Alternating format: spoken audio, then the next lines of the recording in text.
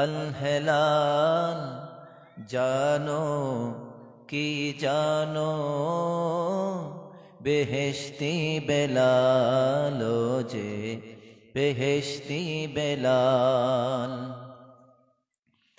রমজানের ওই সৌগত লয়ে হাসে দূরে আল হেলাল জানো কি জানো বেহেশতি বেলাল যে বেহেশতি বেলাল এই সুযোগে দিলের সকল গ্লানি মুছে নাও গ্লানি মুছে নাও জীবনটাকে খোদার রাহে রাহি করে নাও রাহি করে নাও এই সুযোগে দিলের সকল গ্লানি মুছে নাও গ্লানি মুছে নাও জীবনটাকে খোদার রাহে রাহি করে নাও রাহি করে নাও জঠর জ্বালাই বুঝে নাও হে গরিবের মেলাল জানো কি জানো বেহেশতি বেলাল যে বেহেশতি বেলাল রমজানের ওই সৌগত লয়ে হাসে দূরে আল হেলাল জানো কি জানো বেহেশতি বেলাল যে বেহেশতি বেলাল। আল্লাহ কবুল করুন, বলেন আমিন।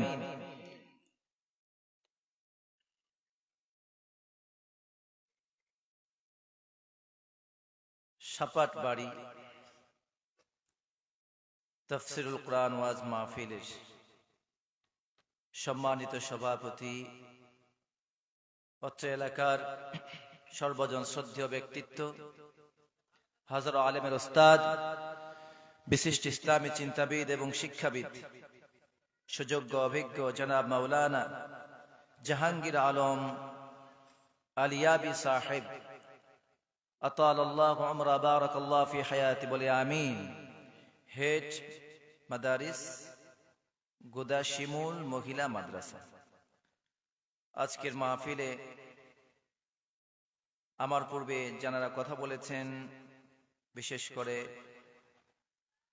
প্রথমে যিনি কথা বলেছেন হাফিজ মোহাম্মদ ইরফান আলম সাহেব, উত্তর দিনাজপুর, আল্লাহর কাছে তার কণ্ঠের কবুলিয়াত কামনা করছি, বলি আমিন।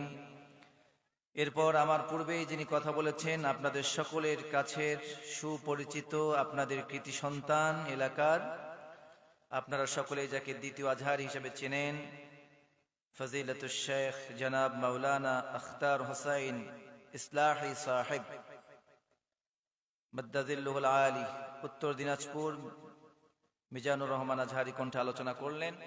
আপনারা মুগ্ধ হয়ে তার কথাগুলি শুনলেন।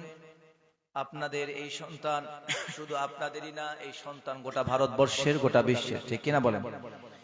সেই জন্য আমরা দোয়া করব আমাদের এই সন্তানকে, যারা কথা বলছেন, তরুণ যারা মাঠে আসছেন, আল্লাহ তাআলা যেন তাদেরকে শুধু ভারত না, ভারতের বাইরে গোটা বিশ্বের জন্য কবুল করেন, বলেন আমিন।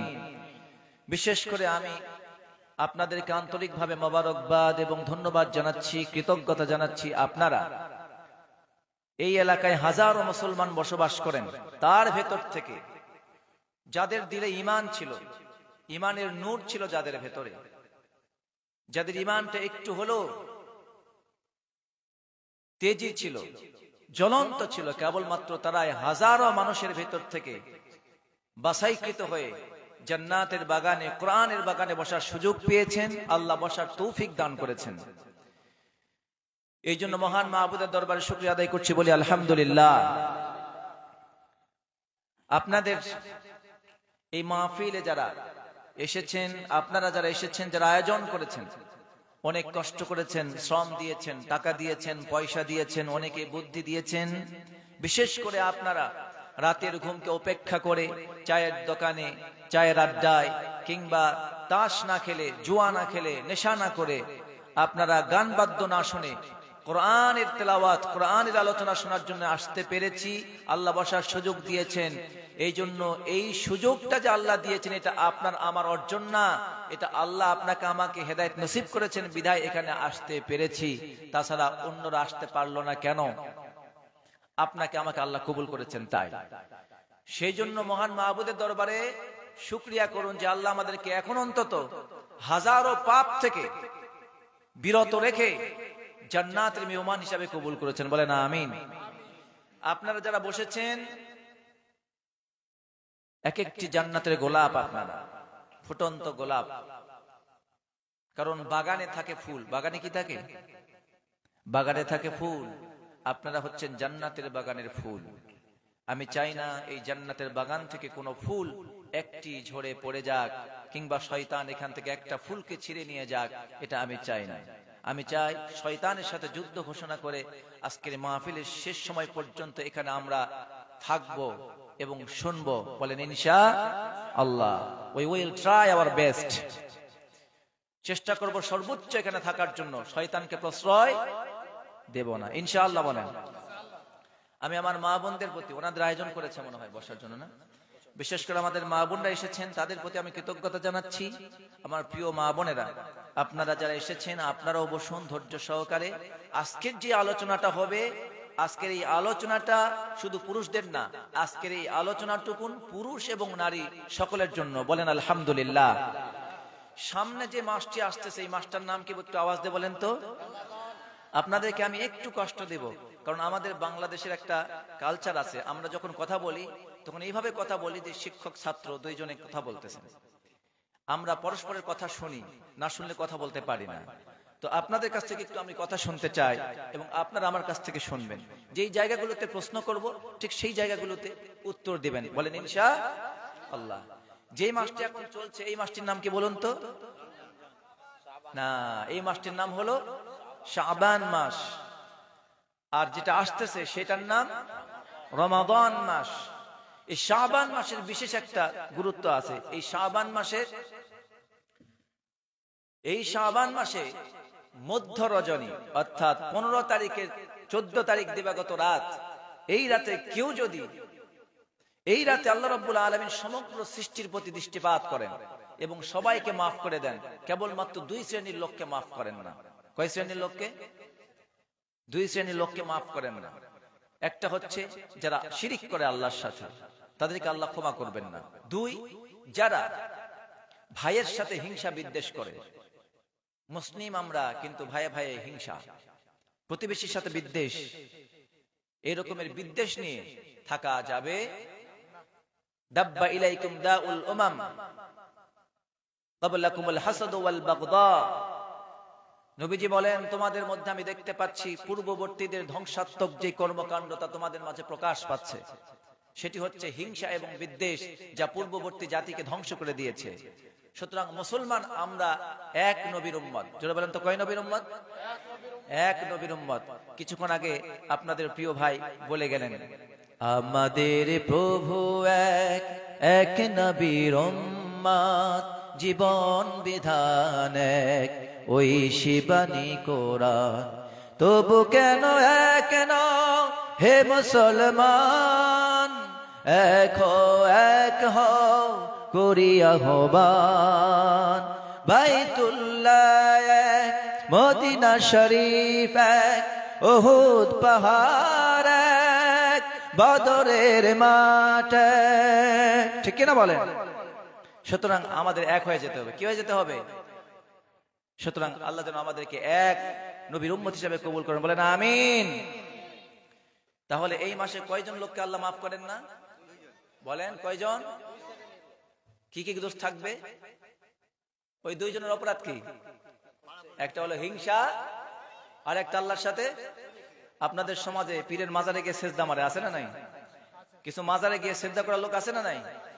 আছে। এখানে থাকতে পারেন, কারোর প্রতি বিদ্বেষ বা হিংসা নিয়ে না। আমি শুধুমাত্র আপনাকে শ্রদ্ধানোর জন্য বলছি।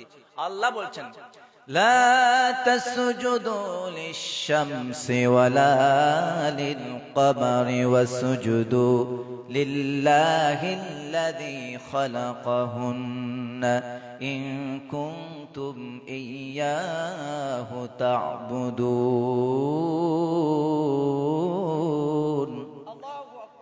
আল্লাহু আকবার বলতে হবে তো, বলেন আল্লাহু আকবার। যখন কেউ কোরআন তেলাওয়াত করে আর যখন আপনি আল্লাহু আকবার বলবেন তখন ঈমানটা বেড়ে যাবে। কি হয়ে যাবে বলেন তো? ঈমান বেড়ে যাবে। আর ঈমান বাড়ানোর স্লোগানটা হচ্ছে আল্লাহু আকবার। স্লোগানটা কি? আল্লাহু আকবার। আর আল্লাহু আকবার মধ্যে এমন একটি পাওয়ার আছে, এই পাওয়ার সম্পর্কে আল্লামা ইকবাল একটা সুন্দর কবিতা লিখেছেন। তিনি বলছেন, দিল সে জো বাত নিকলতি হ্যায় असर रखती है, दिल से जो बात निकलती है असर रखती है, पर नहीं मगर तौक़त परवास मगर रखती है, पर नहीं तौक़त मगर परवास रखती है। যে এই শব্দমালার মধ্যে এগুলার কোনো পাখি না, এই পাখি আছে।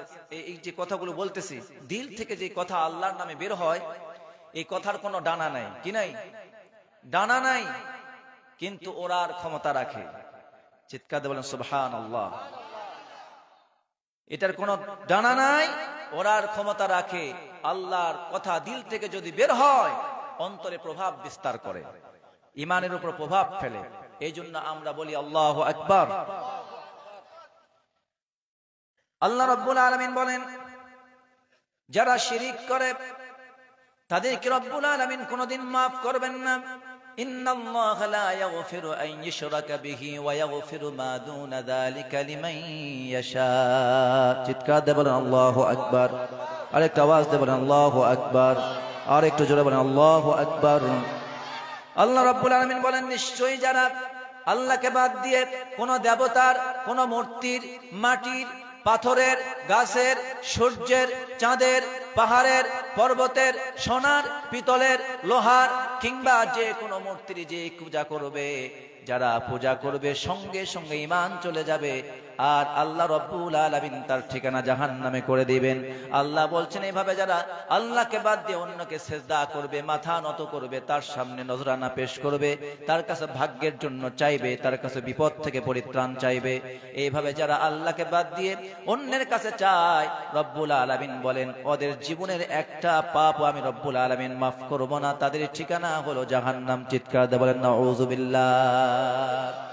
কিন্তু বড় আফসোস, আজকে মুসলমান মূর্তি বানায় না, ঠিক আছে, মূর্তির সামনে মাথা নত করেন, এটাও ঠিক আছে, কিন্তু বর্তমান মুসলমানেরা যারা মূর্তির সামনে মাথা নত করে, মূর্তির সামনে নজরানা পেশ করে, মূর্তির কাছে গিয়ে নমো নমো বলে, তাদের কাছে মন্ত্র পাঠ করে, তাদের কাছে গিয়ে ভাগ্য চায়, তাদের কাছে চাকরির উন্নয়ন চায়, তাদের কাছে সন্তান চায়, যেমন করে অমুসলিম ভাইয়েরা, অনুরূপ ভাবে মুসলমান কিছু ভাই আছে, তারা পীরের মাজারে গিয়ে মরা পীরের পায়ে সিজদা করে সন্তান চাই, ভাগ্য চাই, চাকরি চাই, কল্যাণ চাই। ঠিক কিনা? সম্পূর্ণরূপে হারাম। আল্লাহ বলছেন, লা তাসজুদু লিশ-শামসি ওয়ালা লিল-কমার। আরে তোমার পীর তো পরের কথা। আল্লাহ বলছেন, যে সূর্যটা তোমার আলো দেয়, যেই চাঁদের জ্যোৎস্নার টানে জোয়ার ভাটার সৃষ্টি হয়, ওই সূর্য আর চাঁদকেও তুমি সিজদা করতে পারবে না। মানুষ তো পরের কথা। অতএব তোমরা মানুষকে সিজদা করো না, কোন চাঁদকে সিজদা করো না, সূর্যকে সিজদা করো না। সিজদা যদি করতে হয় একমাত্র কাকে করব? আওয়াজ দিয়ে বলেন, কাকে করব? আল্লাহকে করব। এই জন্য আল্লাহর নবী বলেন সাল্লাল্লাহু আলাইহি ওয়াসাল্লাম, রজব মাস যখন চলে আসতো আল্লাহর কাছে একটা দোয়া বেশি বেশি করতেন। আমার সাথে পড়েন যারা জানেন, আল্লাহুম্মা বারিক লানা ফি রজবা ওয়া শাবানা ওয়া বাল্লিগনা রমাদান। ও আমার রব, আমাকে রজব এবং শাবান মাসের বরকত দান করুন, আর রমাদান পর্যন্ত আমার হায়াতকে লম্বা করে দেন। চিৎকার দিয়ে বলেন সুবহানাল্লাহ। কারণ রমাদান হলো গুনাহ ঝরানোর মাস, গুনাহ মাফ পাওয়ার মাস। শাবান মাস রমাদানে প্রবেশ করার জন্য স্বাগতম জানানোর মাস। এই জন্য আল্লাহর নবী বেশি বেশি শাবান মাসে রোজা রাখতেন। চিৎকার দিয়ে বলেন সুবহানাল্লাহ। আমার প্রিয় ভাইয়েরা, আরেকটি ছোট্ট কথা আপনাদের বলতে চাই। আল্লাহর নবী যখন রজব মাস আসতো, শাবান মাস আসতো, রমাদানকে স্বাগতম জানাবার জন্য আল্লাহর নবী বারবার চাঁদের দিকে লক্ষ্য করতেন। আর যখন নতুন চাঁদ তিনি দেখতে পেতেন, প্রত্যেকটি মুসলমানের কাজ হলো আকাশে যখন নতুন চাঁদ উদিত হবে তখন সুন্নাহ হলো চাঁদ দেখে দোয়া পড়া। কিন্তু বড় আফসোস, মুসলমানরা হিন্দি গান জানে, বাংলা গান জানে, ইংলিশ গান জানে, বহু কবিতা জানে, ছন্দ জানে, বহু গল্প জানে, নাটক জানে, সিনেমার নায়ক নায়িকার নাম জানে, কিন্তু আফসোস দুঃখের বিষয়ে মুসলমানের সন্তান চাঁদ দেখলে দোয়া পড়তে হয় সেটাও পর্যন্ত জানে না। ঠিক না বলেন? এটা আপনাদেরকে দুঃখ দেওয়ার জন্য বলিনি, এটা আমাদের শিখতে হবে ভাইয়েরা, দরকার আছে না নাই? আল্লাহর নবী দোয়া করতেন, কি দোয়া পড়তেন আমার সঙ্গে যারা জানেন পড়েন। যখন নতুন চাঁদ উঠত নবীজি বলতেন, আল্লাহুম্মা আহিল্লাহু আলাইনা বিল ইয়ুমনি ওয়াল ঈমানি ওয়াস সালামাতি ওয়াল ইসলামি রাব্বি ওয়া রাব্বুকাল্লাহ। কত সুন্দর দোয়া। এটা কেন বললাম? আল্লাহর নবী বলতেন, ও আল্লাহ, ও আমার রব, আল্লাহুম্মা আহিল্লাহু আলাইনা বিল ইয়ুমনি ওয়াল ঈমানি ওয়াল ইসলামি ওয়াস সালামাত। ও আল্লাহ, ওই চাঁদকে আমাদের জন্য ঈমান সহকারে, ইসলাম সহকারে, শান্তি সহকারে, নিরাপত্তা সহকারে আমাদের মাঝে উদিত করুন। ওই চাঁদের দ্বারা আমাদের যেন কোনো ক্ষতি না হয়। সুবহানাল্লাহ পড়বেন না? ওই চাঁদের কোনো ক্ষতির প্রভাব আমাদের উপর যেন না পড়ে। ওগুলো যা উদিত করছেন সব কল্যাণের সাথে উদিত করুন। আর চাঁদকে লক্ষ্য করে নবীজি বলতেন, রব্বি ওয়া রব্বুকাল্লাহ। চাঁদকে বলতেন, চাঁদকে লক্ষ্য করে নবীজি বলতেন, রব্বি ওয়া রব্বুকাল্লাহ। ও চাঁদ, তোমার এবং আমার রব আল্লাহ। তোমার এবং আমার রব কার? নবীজি বলতেন, চাঁদ তোমার রব এবং আমি নবীর রব। এখন আপনারা বলেন তো, চাঁদের রব এবং আমাদের সবার রব কে? কেন নবী এই কথা বলতেন? চাঁদকে এই কথা বলার দরকার কি? চাঁদ কি শুনতেছে নাকি? কেন বললেন নবীজি? এর হাকিকতটা কি? এর মারিফাত কি? এর তাফসীর কি? এর হাকিকত হচ্ছে যে ওই সময়ের মানুষেরা চাঁদের পূজা করত। কিসের পূজা করত? চাঁদের পূজা করত, সূর্যের পূজা করত, মাটির মূর্তির পূজা করত, দেবতা মানত। কেউ আগুনের পূজা করত, কেউ বা নদীর পূজা করত, কেউ বা মাটির পূজা করত। এখনো আছে না নাই? কেউ বা সাপের পূজা করে, কেউ বা বাঘের, কেউ বা শিয়ালের, কেউ বা কুকুরের। পূজার কোনো শেষ। তাদের মূর্তির নামও ছিল অসংখ্য, ইয়াগুস, ইয়াউক, নাসর, লাত, মানত, উজ্জা, হুবাল। অসংখ্য মূর্তির নাম ছিল, সেগুলি তারা পূজা করত। পাশাপাশি চাঁদ এবং সূর্যের পূজা করত। আল্লাহর নবী সমস্ত মুশরিকদেরকে সামনে রেখে বললেন, ও মুশরিক এবং আমার সাহাবীরা শোনো, ওই যে চাঁদ দেখতেছো, ওই চাঁদের পূজা করা যাবে না। ওই চাঁদের রব যিনি, আমার রব তিনি। অতএব পূজা করলে ওই চাঁদের মালিকের করতে হবে। কার? কিছু চাইলে কার কাছে চাইবো? কিন্তু আমাদের সমাজে যে কথাটি বোঝার জন্য এখানে আনলাম, বড় দুঃখ, বড় আফসোস যে আমাদের সমাজে অনেক মুসলমান ভাইয়েরা পীরের পায়ে গিয়ে সেজদা দেয়। মারা গেছে মানুষ, উনি আল্লাহর ওলি, ভালো মানুষ, ঠিক আছে, সমস্যা নাই, উনি ভালো মানুষ, উনি যেই কাজ করে ভালো হয়েছেন, আপনি সেই কাজটা করুন, তাহলে আপনি ভালো হতে পারবেন। কিন্তু কারো পায়ে সেজদা দিতে পারবেন না, মাজারে গিয়ে চাইতে পারবেন না, সন্তান চাইতে পারবেন না, আগরবাতি দিতে পারবেন না, ধূপকাঠি জ্বালাতে পারবেন না, মোমবাতি জ্বালাতে পারবেন না, মশারি টাঙাতে পারবেন না। ওরে মশার কামড় দিবে কে? ওরে কি মশা কামড় দিবে? ওরে ধূপকাঠি জ্বালায় লাভ কি? আর আগরবাতি জ্বালায় লাভ কি? আর বাতি জ্বালায় দিয়ে লাভ কি? ওর যদি আমল ভালো হয় কবর আলোকিত, আর আমল যদি খারাপ হয় হাজারো ধূপকাঠি জ্বালায় তার কবর থেকে জাহান্নামের আগুনকে নিভানো যাবে না। ঠিক কিনা বলে মুসলমান? আজকে আমাদের মুসলমানদের সমাজে মুসলমানদের ঈমানকে এভাবে ছিনিমিনি করে ছিনিয়ে নিয়ে যাচ্ছে, ঠিক কিনা? এই জন্য আমি বলি, এরা হলো ভণ্ড বাবা। কি বাবা?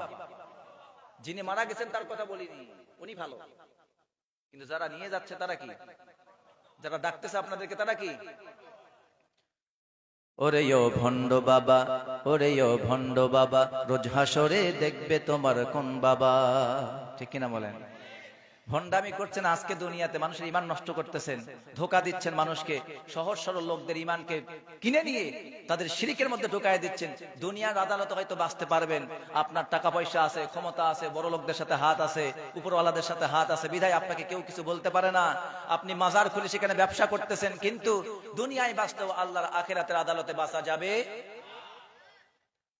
ওরে ও ভণ্ড বাবা, ওরে ও পাগলা বাবা, ওরে ও ভণ্ড বাবা, ওরে ও পাগলা বাবা, রোজ হাসরে দেখবে তোমার কোন বাবা। ঠিক কিনা বলেন? ওরে ও ভণ্ড বাবা, ওরে ও পাগলা বাবা, রোজ হাসরে দেখবে তোমার কোন বাবা। কোরআন হাদিস ধার ধারে না, মাজারেতে গাঁজা খায়, লম্বা লম্বা চুল রেখেছে, শিকল পরা সারা গায়। আপনাদের এখানে আছে না নাই?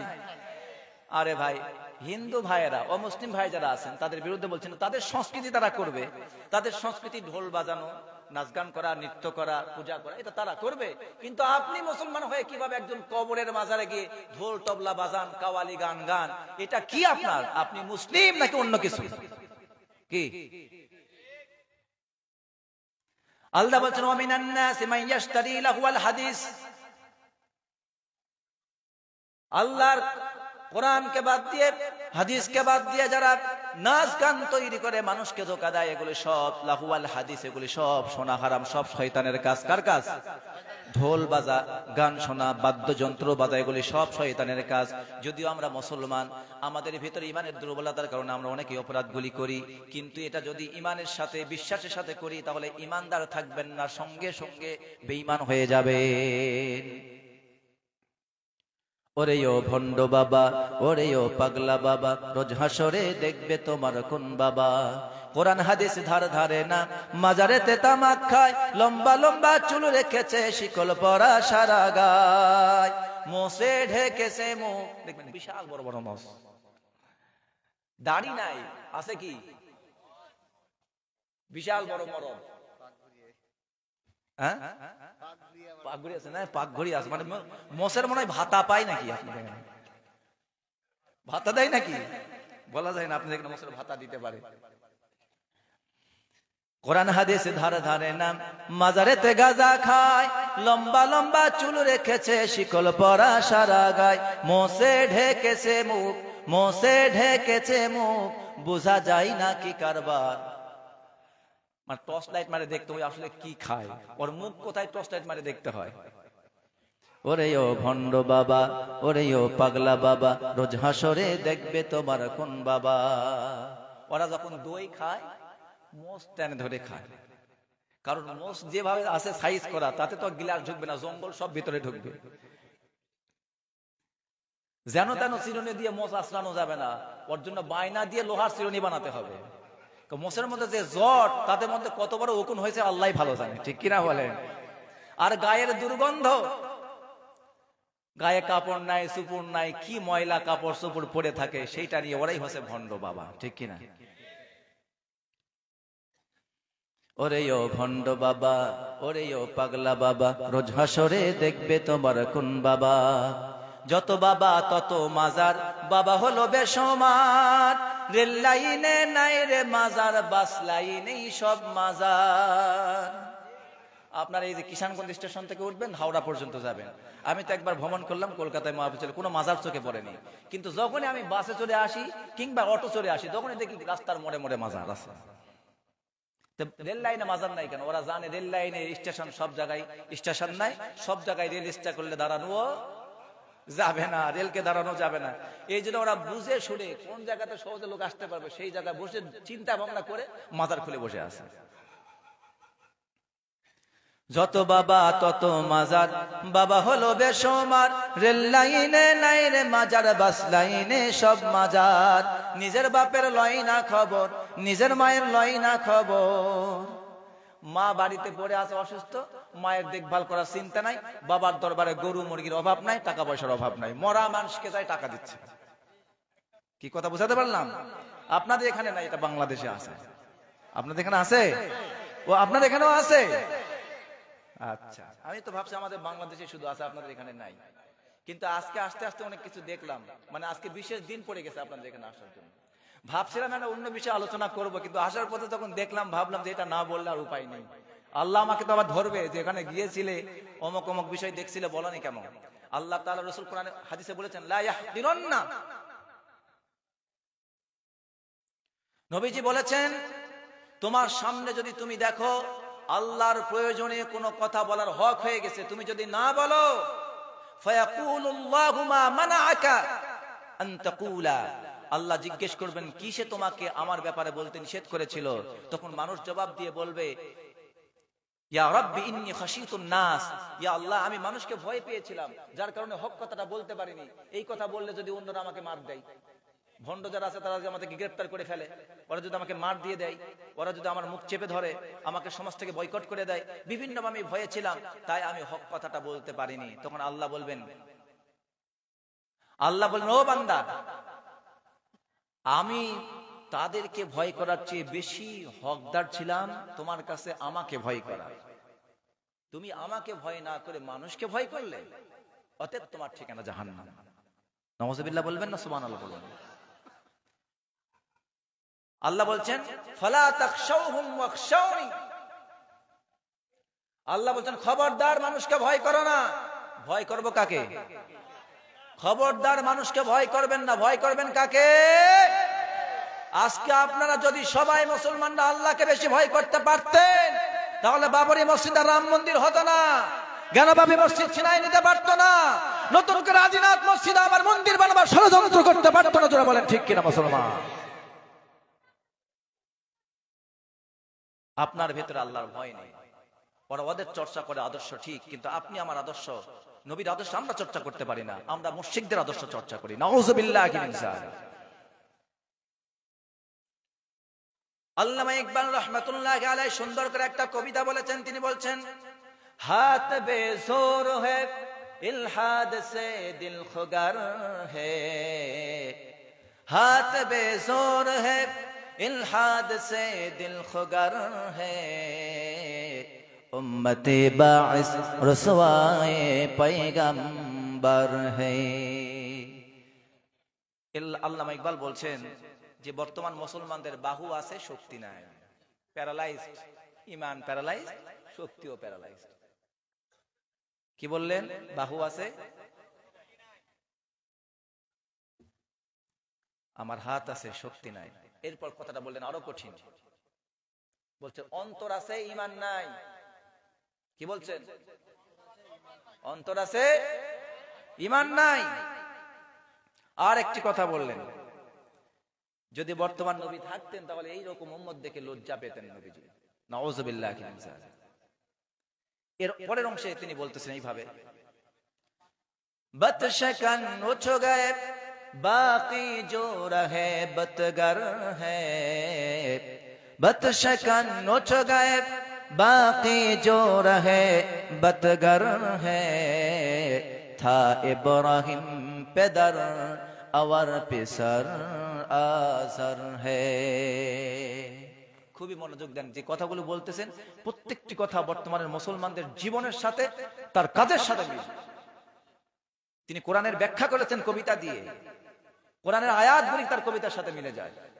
তিনি বলতেছেন এই কথা যে বদশকান উঠ গয়ে বাকি জো রহে বতগর হ্যায়।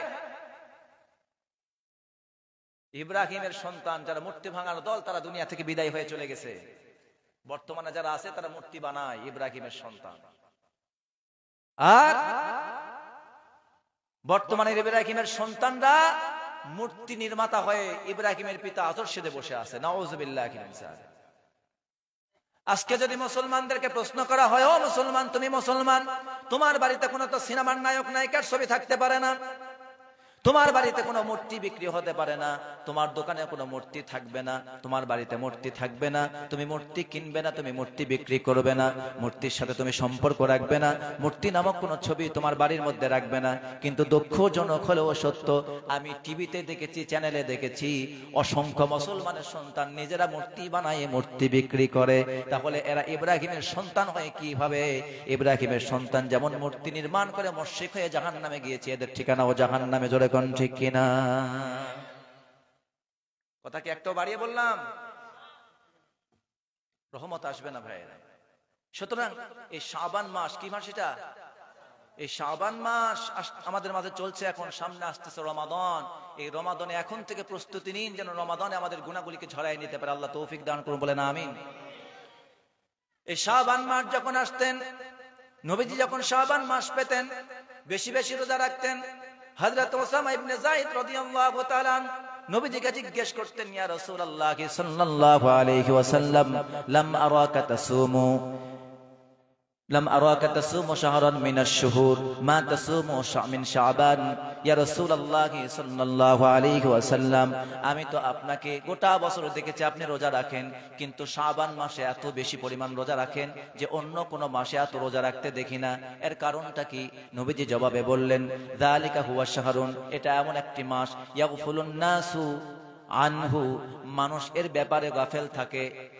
বাইনা রজবি ওয়া রমাদান, মানুষ এই মাসটি সম্পর্কে গাফেল থাকে, অজ্ঞ থাকে, এর গুরুত্ব দেয় না। শাবান মাসের কদর তারা বোঝে না। মানুষেরা রমজান মাস নিয়ে ব্যস্ত থাকে, কিন্তু শাবান মাসের কথা তারা ভুলে যায়। অথচ এই শাবান মাস এমন মাস, হুয়া শাহরুন তুরফাউ ফীহিল আমালু ইলা রাব্বিল আলামিন। চিৎকার দিয়ে বলেন আলহামদুলিল্লাহ। এই মাস এমন মাস, এই মাসে রব্বুল আলামিন তার প্রত্যেকটি বান্দার আমলনামা ফেরেশতারা আল্লাহ রব্বুল আলামিনের কাছে পেশ করে। সুবহানাল্লাহ। ফাআনা উহিব্বু, তাই আমি পছন্দ করি, ফাউহিব্বু আন ইউরফা আমালি ওয়া আনা সাইম, তাই আমি নবী পছন্দ করি আমি যেন এই মাসে রোজা অবস্থায় আমার আমলকে আল্লাহর দরবারে তোলা হয়। এই জন্য শাবান মাসে বেশি বেশি আমি রোজা রাখি। সুবহানাল্লাহ। রজব মাস, শাবান মাস, রমাদানের প্রস্তুতি নেবার মাস।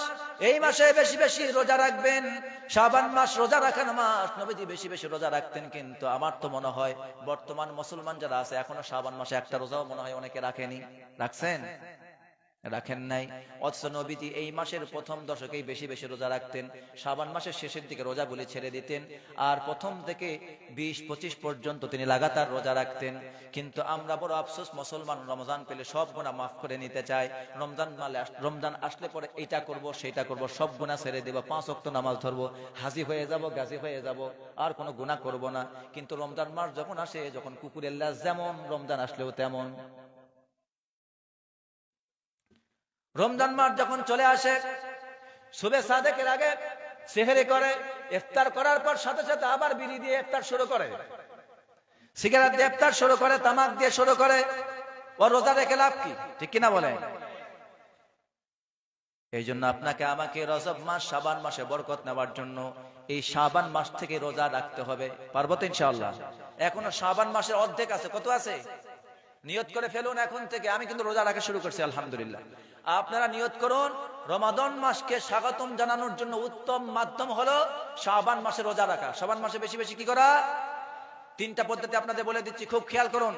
রমাদান মাসে যারা গুনাহ মাফ করিয়ে নিতে চান, তারা যদি শাবান মাসের কদর করতে না পারেন, রমজান আপনার দ্বারা কোনো উপকার করবে না। এই জন্য শাবান মাসের রমাদান মাসের উপকারিতা পেতে বিশেষ করে কয়েকটি কাজ করুন। 1 নম্বর, শাবান মাসে বেশি বেশি নফল রোজা রাখবো, বলেন ইনশাআল্লাহ। 2 নম্বর, শাবান মাসে যারা ইতিপূর্বে অনেক মায়েরা আছেন, অনেক গর্ভবতী ছিলেন, অনেক সন্তান সম্ভবরা ছিলেন এবং দুগ্ধ পানকারিনী মা ছিলেন, তারা গত রমাদান মাসে রোজা রাখতে পারেন নাই। এরকম আছে না নাই?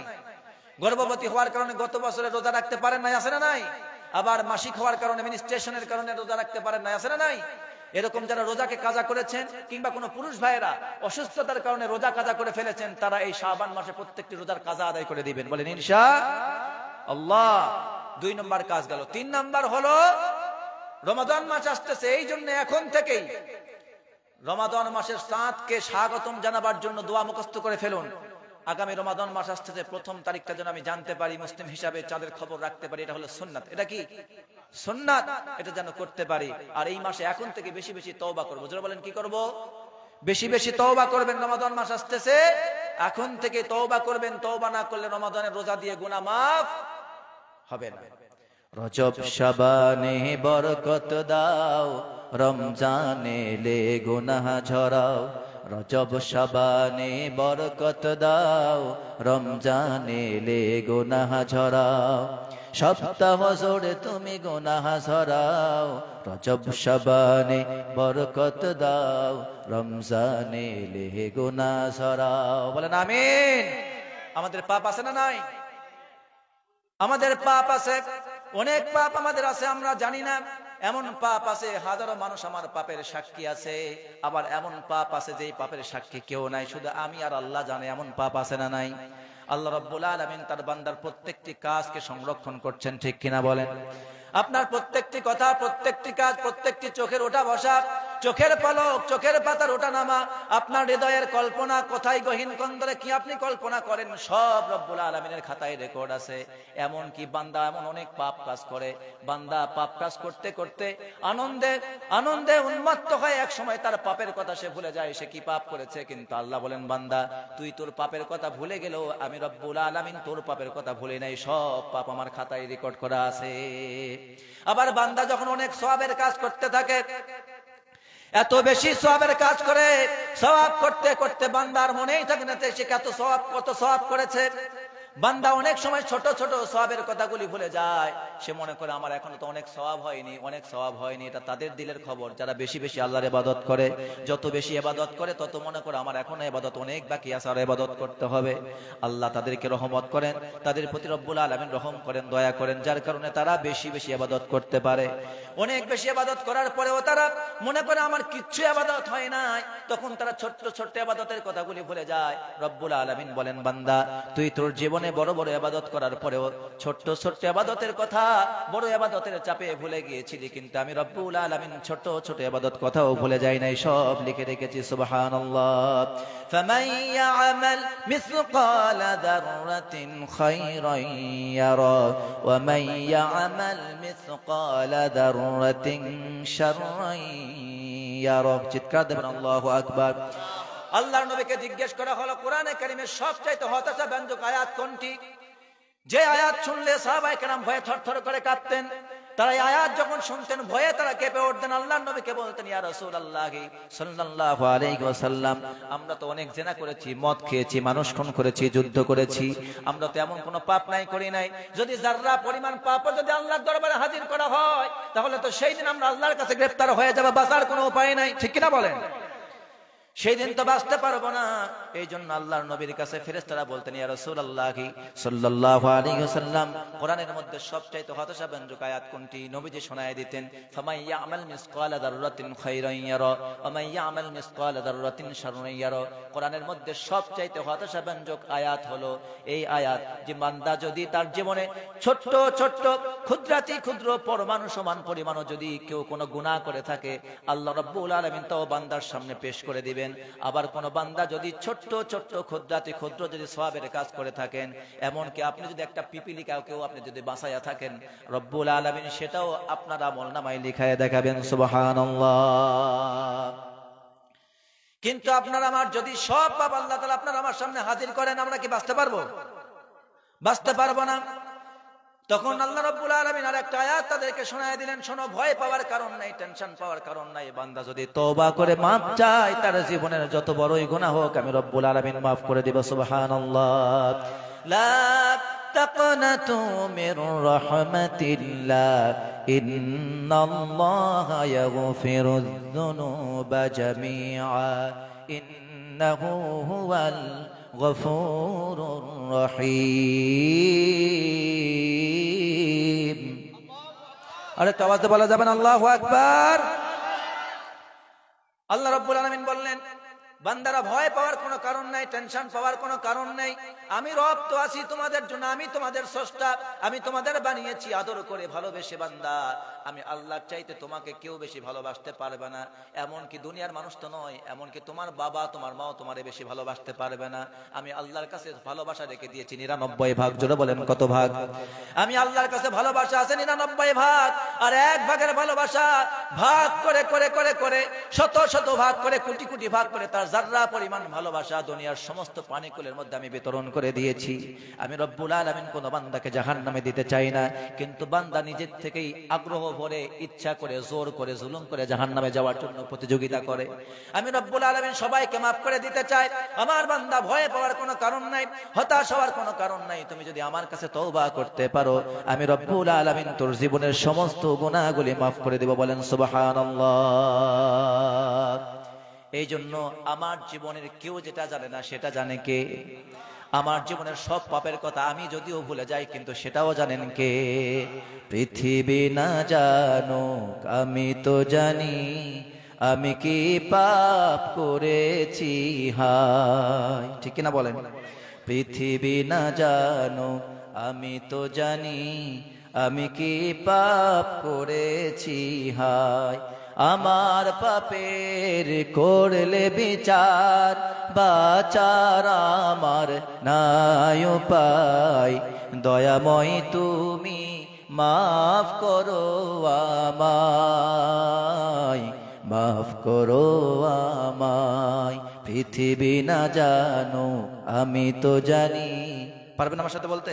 বলেন, পৃথিবী না জানো আমি তো জানি, আমি কি পাপ করেছি হায় আমার পাপের করলে বিচার আমার পাপের করলে বিচার বাঁচার আমার নাই উপায় দয়াময় তুমি মাফ করো আমায় মাফ করো আমায় দয়াময় তুমি মাফ করো আমায় মাফ করো আমায় আল্লাহ মাফ করুন বলেন আমিন আওয়াজ দিয়ে বলেন আমিন প্রত্যেকটি বান্দার জীবনে পাপ আছে গুনাহ আছে ছোট গুনাহ বড় গুনাহ আল্লাহর নবী রাসূলগণ ব্যতীত এমন কোন পৃথিবীতে মানুষ নাই যার জীবনে পাপ নাই প্রত্যেকটি মানুষের জীবনে পাপ আছে গুনাহ আছে অন্যায় আছে অপরাধ আছে কারো হত্যার গুনাহ আছে কারো বা জিনার গুনাহ আছে কারো নেশার গুনাহ আছে কারো বা নামাজ ছেড়ে দেওয়ার গুনাহ আছে কারো বা রোজা ছেড়ে দেওয়ার গুনাহ আছে কারো ধোঁকা দেওয়ার গুনাহ আছে কারো পরের জমির আল কাটার গুনাহ আছে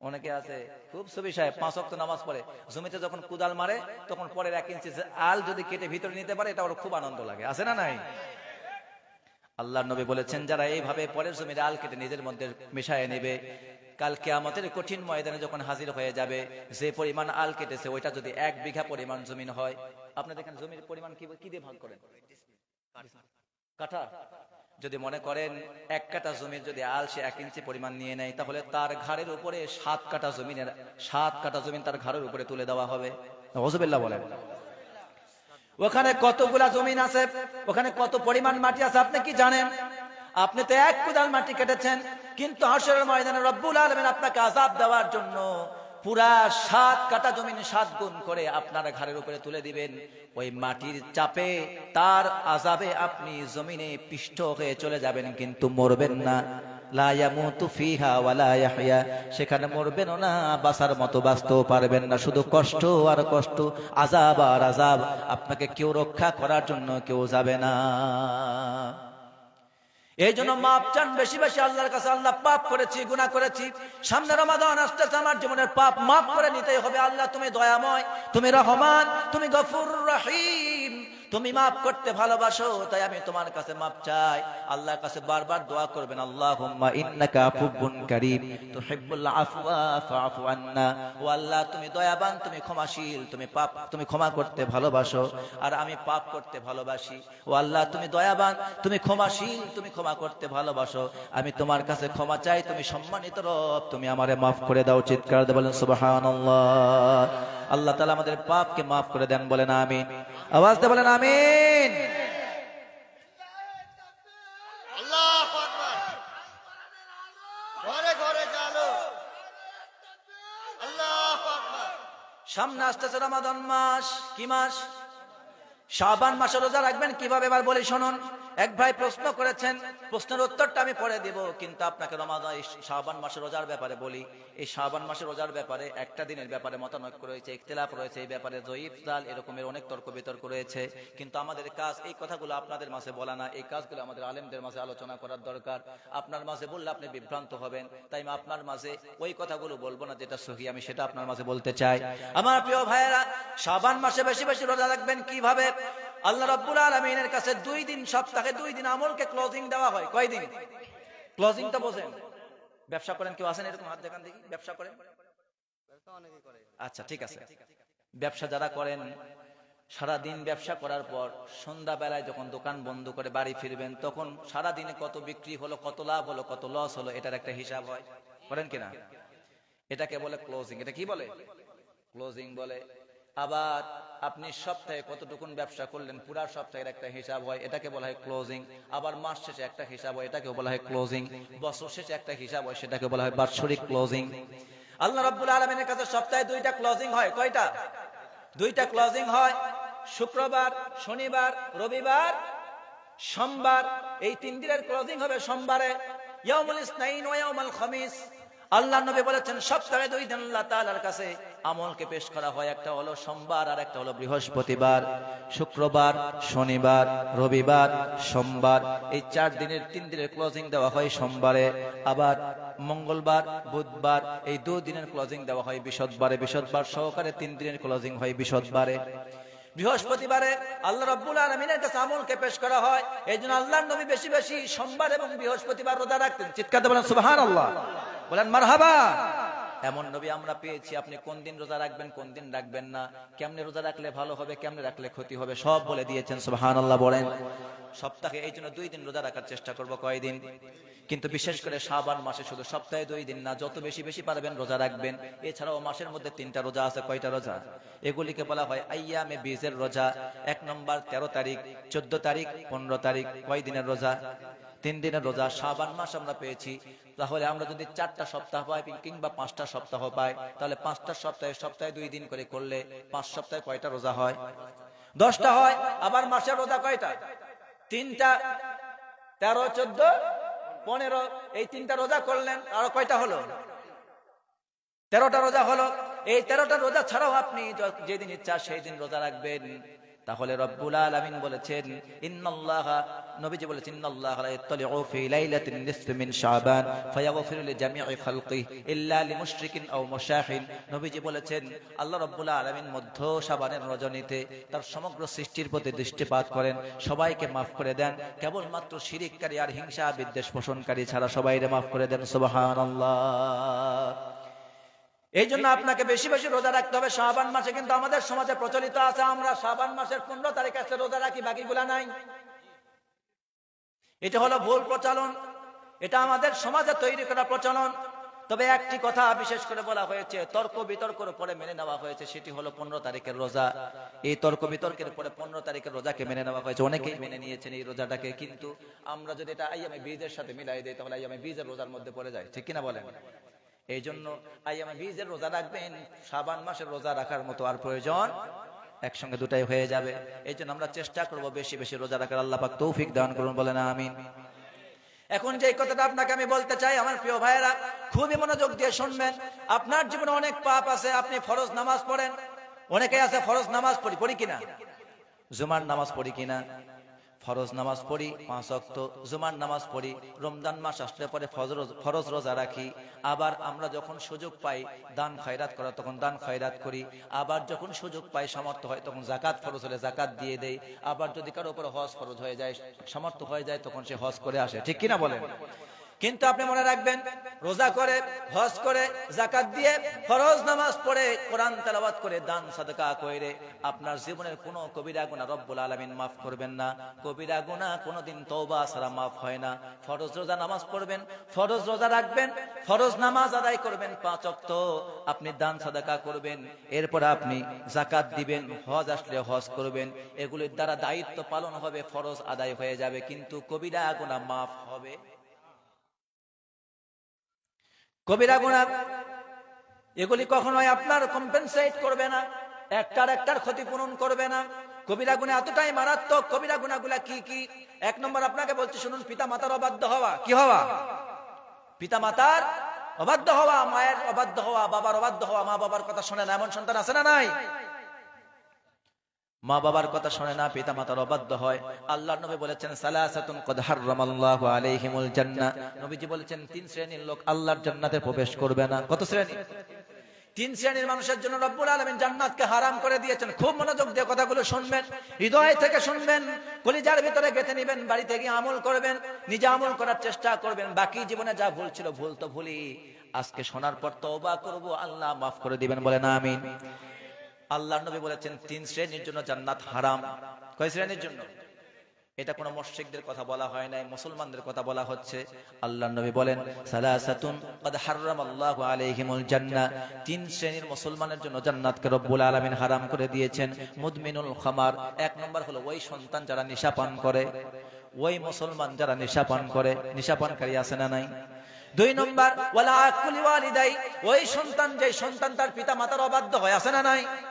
পিতা মাতার কথা শোনে না। এমন কি আমরা আমাদের কানে শুনতে পাই, অনেক সময় অভিযোগ আসে, হুজুর আমার সন্তানকে একটু নসিহত করবেন, তাকে একটু বুঝাবেন, তাকে একটু আপনি চেষ্টা করবেন কোরআন হাদিস বোঝানোর জন্য, আল্লাহর ভয় তার দিলের মধ্যে দেওয়ার চেষ্টা করবেন। কারণটা কি হয়েছে আমার মা, আমাকে খুলে বলুন।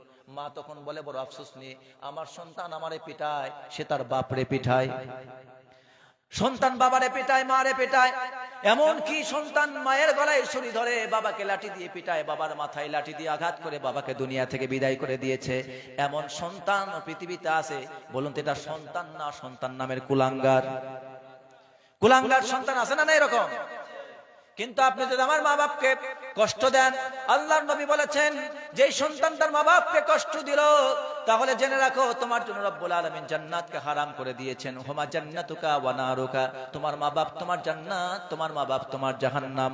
মা বাপকে খুশি করলে জান্নাতের দুইটা দরজা তোমার জন্য উন্মুক্ত করা হবে, একটার নাম মা, একটার নাম বাবা।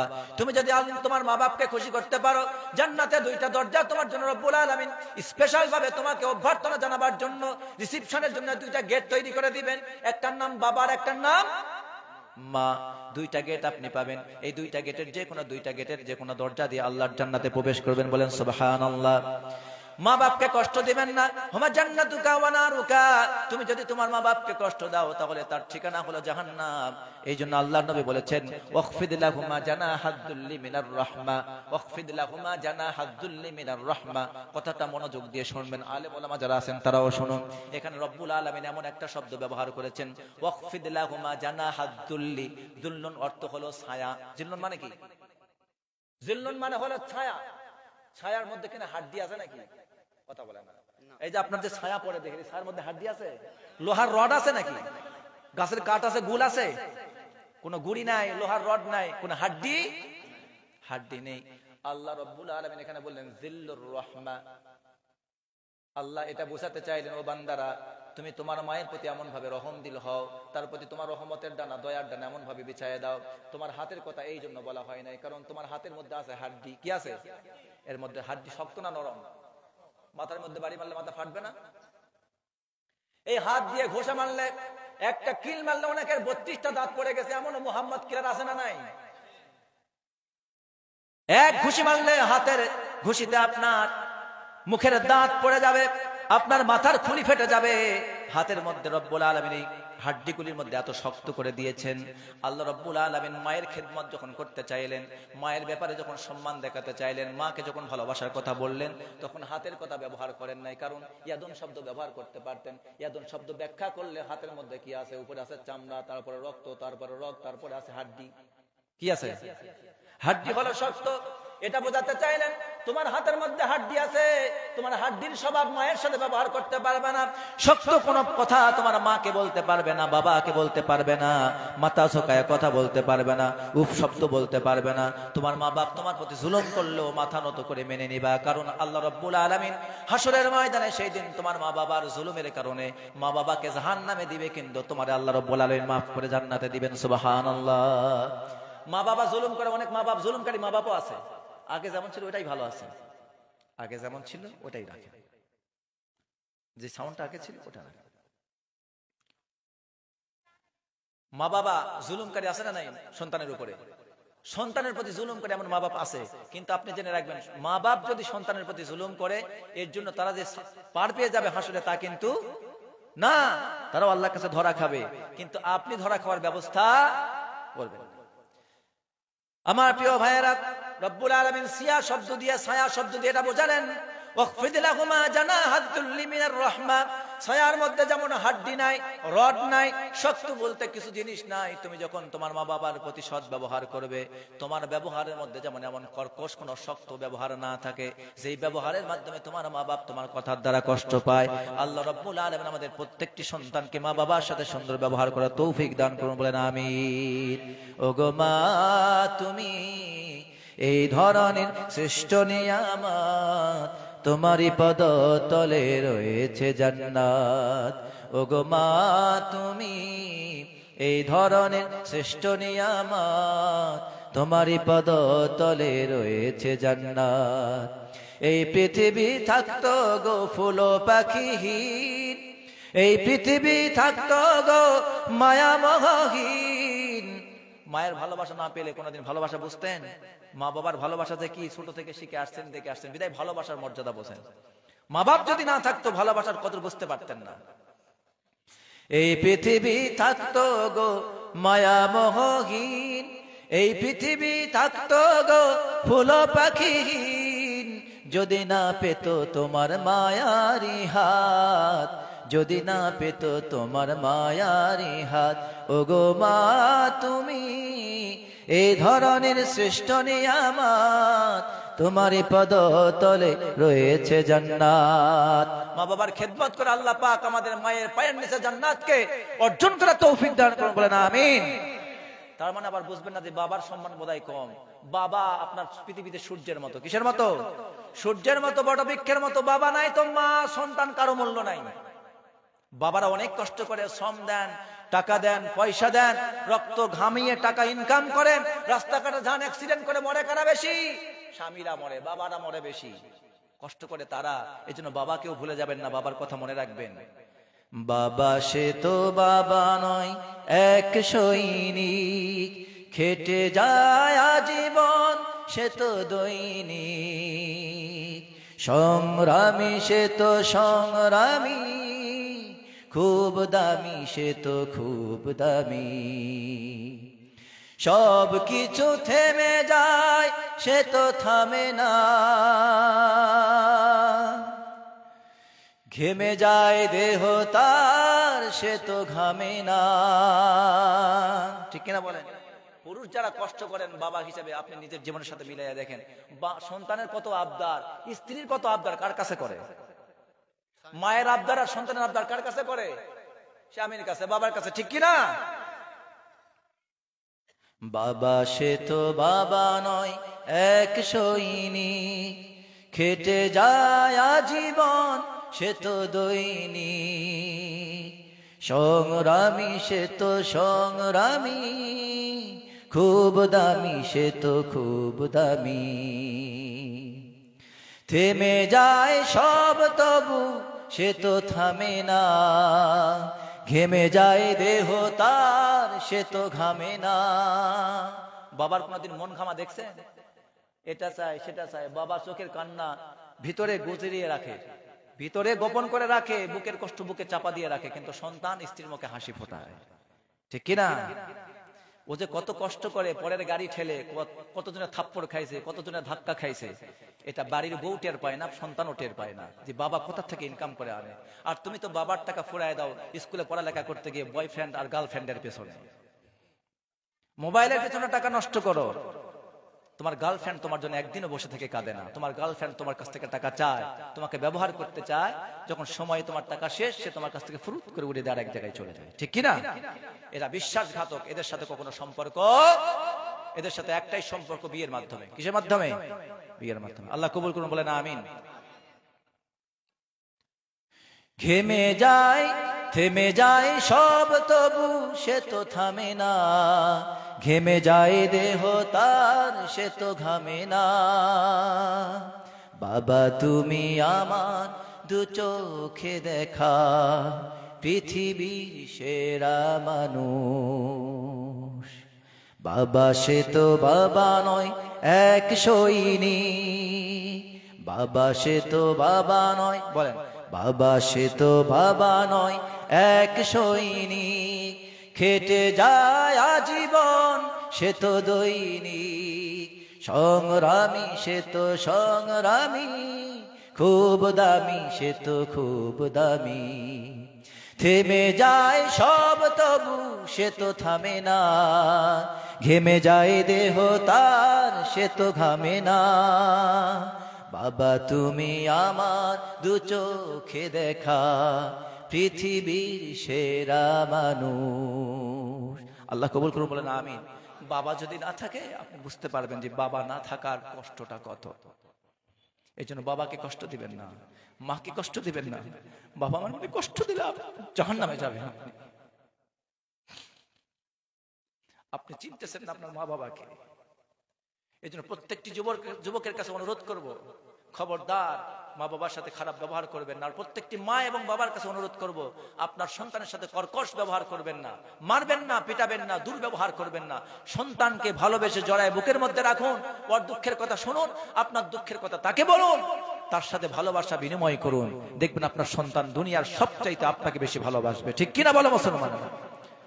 যুবকদের সন্তানরা চাই ভালোবাসা। সন্তানরা কি চায়? ভালোবাসা চায়, তাদেরকে ভালোবাসবেন। আল্লাহ কবুল করুন, বলেন আমিন। দুই নম্বর হলো ওই সন্তান জাহান্নামে যাবে, জান্নাত হারাম যারা মা বাবার অবাধ্য হবে। তিন নম্বর আদায়ুসুল্লাযী ইউকিররু ফি আহলিহিল খাবাস, ওই ব্যক্তি যেই পিতামাতা যেই অভিভাবক তার সন্তানকে তার পরিবারের লোকজনকে অবাধে চলাফেরার সুযোগ করে দেয়, সন্তান বেপরদায় চলে, সন্তান যাত্রায় যায়, সন্তান সিনেমা দেখতে যায়, সন্তান অশ্লীলতা দেখে, সন্তান গান বাজনা শোনে, সন্তান নামাজ পড়তে যায় না, সন্তান গার্লফ্রেন্ডের সাথে ঘোরে, সন্তান অনেক জেনাবে বিচার করে, সন্তান অন্যায় কাজগুলি করতে থাকে, আর মা বাবা দেখে দেখে চুপ করে থাকে, সন্তানকে শাসন করে না, ভালোবাসা দিয়েও তাকে ভালোর দিকে ডাকে না, নামাজের দিকে ডাকে না, কোরআনের দিকে আহ্বান করে না, আল্লাহর দিকে আহ্বান করে না, দ্বীন ইসলাম শিক্ষা দেয় না, যেমন খুশি তেমন চলে, মন চাই জিন্দেগি গঠন করে। কিন্তু বাবা মা সন্তানকে একবারের জন্য দ্বীনের শিক্ষাটাও দেয় না, আদর করে হলেও বলে না বাবা চলো আমার সাথে নামাজে যাও। বাবাও বেনামাজি, সন্তানও বেনামাজি, বাবাও কুকুরের মতো ফজরের নামাজে বিছনায় শুয়ে থাকে, সন্তানও শুয়ে থাকে, এই সন্তান তো ভালো হওয়ার কথা না। কি সত্য কথা না মিথ্যা কথা? গাছ ভালো, ফসল ভালো, মা ভালো, মেয়ে ভালো, বাবা ভালো, ছেলে ভালো, আপনি নামাজি হন সন্তান নামাজি হবে, আপনি কোরআন তেলাওয়াতকারী হন সন্তান কোরআন তেলাওয়াতকারী হবে, মা নামাজি হন মেয়ে নামাজি হবে। যদি কোন ঠিক কিনা মুসলমান? কিন্তু আফসোস আপনি তো নিজেই সন্তানের সামনে বিড়ি টানেন। আপনি কেমন বাবা? আপনি তো শয়তানের চাইতেও খারাপ। আপনি বাবা হয়ে কিভাবে সন্তানের সামনে বিড়ি খান, সন্তানের সামনে কিভাবে আপনি বেনামাজি থাকেন, কিভাবে পুরাটা দিন চলে যায়, মাস চলে যায়, আপনি এক ওয়াক্ত নামাজও পড়েন না, শুধু শুক্রবারে হাজিরা দেন। এরকম মুসলমান আছে না নাই? তো আপনার সন্তান তো চাইলে আপনি ভালো পাবেন না। এই জন্য আপনার আমার উচিত প্রত্যেককে দিনের প্রত্যেকটি কাজগুলো মেনে চলা। আল্লাহ আমাদের প্রত্যেককে তৌফিক দান করুন, বলে না আমিন। তাহলে এবার বলুন তো কয় শ্রেণীর লোকের জন্য জান্নাত হারাম? এক নাম্বার, ভুলে গেছেন আরেকবার মনে করে দেয়, এক নাম্বার হলো নেশা পানকারী, দুই নম্বরে মা বাবার অবাধ্য, দুই নম্বর, তিন নম্বর যেই পিতা মাতা তার সন্তানকে অবাধে চলাফেরার সুযোগ করে দেয়, পর্দা পশিদার শিক্ষা দেয় না, দ্বীন ইসলামের শিক্ষা দেয় না, এমন মা বাবা কোথায় যাবে? এদেরকে বলা হয় দায়ুস। কি বলা হয়? এরা যাবে জাহান্নামে। আল্লাহ তাআলা জাহান্নামের পথ থেকে আমাদেরকে রক্ষা করুন, বলে না আমিন। আমার প্রিয় ভাইয়েরা, কবিরা গুনার কথা বলতেছিলাম। কবিরা গুনাহ তওবা ছাড়া মাফ হবে? কবিরা গুনাহ তওবা ছাড়া মাফ হবে না। এক নম্বর বললাম পিতামাতার অবাধ্য হওয়া কবিরা গুনাহ। পিতামাতার অবাধ্য হওয়া কি গুনাহ? কবিরা গুনাহ। আল্লাহর সাথে শিরিক করা কবিরা গুনাহ, পরের ধন সম্পদ আত্মসাৎ করা, জবরদখল করে নেওয়া কবিরা গুনাহ, নিশা পান করা কবিরা গুনাহ, জেনা ব্যভিচার করা কবিরা গুনাহ, অন্যায়ভাবে কাউকে হত্যা করা কবিরা গুনাহ। এই কাজগুলি আপনি যদি করেন তওবা করা ছাড়া মাফ হবে না। এগুলোর জন্য আপনি রোজা রাখলেও মাফ পাবেন না, আপনি দান করলেও মাফ পাবেন না, ফরজ নামাজ পড়লেও মাফ পাবেন না, হজ করলেও মাফ পাবেন না, যাকাত দিলেও মাফ পাবেন না, আপনি সারা রাত জেগে জেগে আল্লাহর কাছে কানলেও মাফ পাবেন না। তওবা করতে হবে আর বলতে হবে আল্লাহ যা করেছি আর করব না, পরের ধন সম্পদ যা আত্মসাৎ করেছিলাম কালকে সব ফিরাই দেব, বাছাই করে করে যার পেয়েছি তার কাছে ফিরাই দেব, আমি আত্মসাৎ যা করেছিলাম সব ফিরাই দিলাম, আমারে মাফ করে দাও। আর যদি লোকটা মারা যায় তাহলে তার ধন সম্পদ তার নামে আল্লাহর রাস্তায় সাদাকা করে দিতে হবে। বুঝতে পেরেছেন কথা? তওবা করবেন এইভাবে, আল্লাহর কাছে বলবেন আমি আর পাপ করব না, যা করেছিলাম ভুল করেছি আল্লাহ, পাপ তওবা করলাম, অনুশোচনা করলাম, আর পাপ করব না। রব্বুল আলামিন জীবনের গুনাহগুলি মাফ করে দিবেন। আল্লাহ তাআলা রমজান মাস আসার আগে আমাদেরকে রমজানের প্রস্তুতি নেবার তওবার মাধ্যমে তৌফিক দান করুন, বলেন আমিন। সামনে রমাদান মাস আসতেছে, রব্বুল আলামিন বলছেন শাহরু রমাদানাল্লাযী, জানেন না সবাই? যারা জানেন আমার সাথে পড়েন তো, শাহরু রমাদানাল্লাযী উনজিলা ফীহিল কুরআন হুদাল লিন-নাসি ওয়া বায়িনাতিম মিনাল হুদা ওয়াল ফুরকান। চিৎকার দেবেন আল্লাহু আকবার। রব্বুল আলামিন বলেন রমাদান হলো এমন মাস যেই মাসে আমি রব্বুল আলামিন কোরআনকে নাজিল করে দিয়েছি।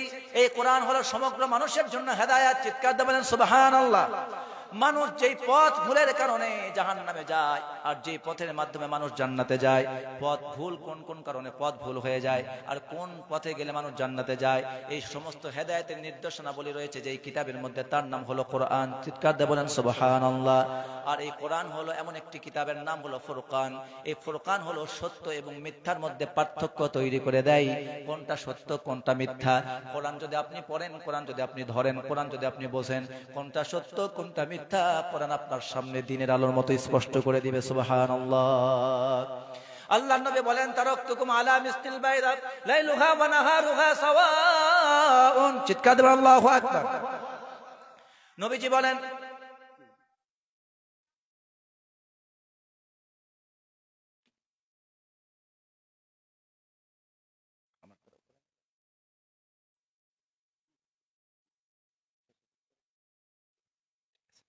কষ্ট হচ্ছে আপনাদের? ছেড়ে দিব? হ্যাঁ, সময় তো হয়ে গেছে, ছেড়ে দেই, 12টা বেজে গেছে।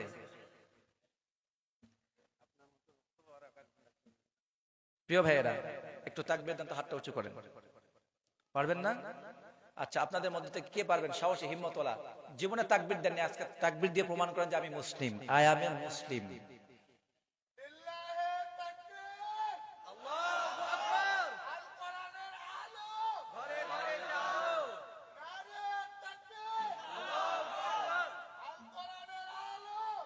সাদ্দাম ভাই থামেন, আপনি তো প্রত্যেকবারই দিলেন, খালি লিডার আপনি হবেন না, আপনার পরবর্তীতে মারা গেলে আরেকজন লিডার হওয়া লাগবে।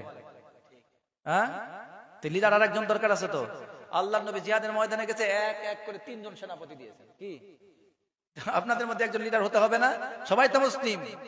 মুসলিম আমি, সংগ্রামী আমি, আমি চিররণবী, আল্লাহকে ছাড়া কাউকে মানি না, নারায়ে তাকবীর, নারায়ে তাকবীর, আল্লাহু আকবার। মুসলিম আমি, সংগ্রামী আমি, আমি চিররণবীর, আল্লাহকে ছাড়া কাউকে মানি না, নারায়ে তাকবীর, নারায়ে তাকবীর, লিল্লাহি তাকবীর। এবার আপনাদের মধ্যে একজন অমর দেখতে চাই, দেখি তাকবীর দিবেন সুন্দর করে। আজকে হিম্মত করেন, একটা বাক্য পারলেও বলবেন মুসলিম সন্তান হিসাবে। দেখি তো আপনার মধ্যে হিম্মত আছে কিনা। একজন সাদ্দাম বাদে।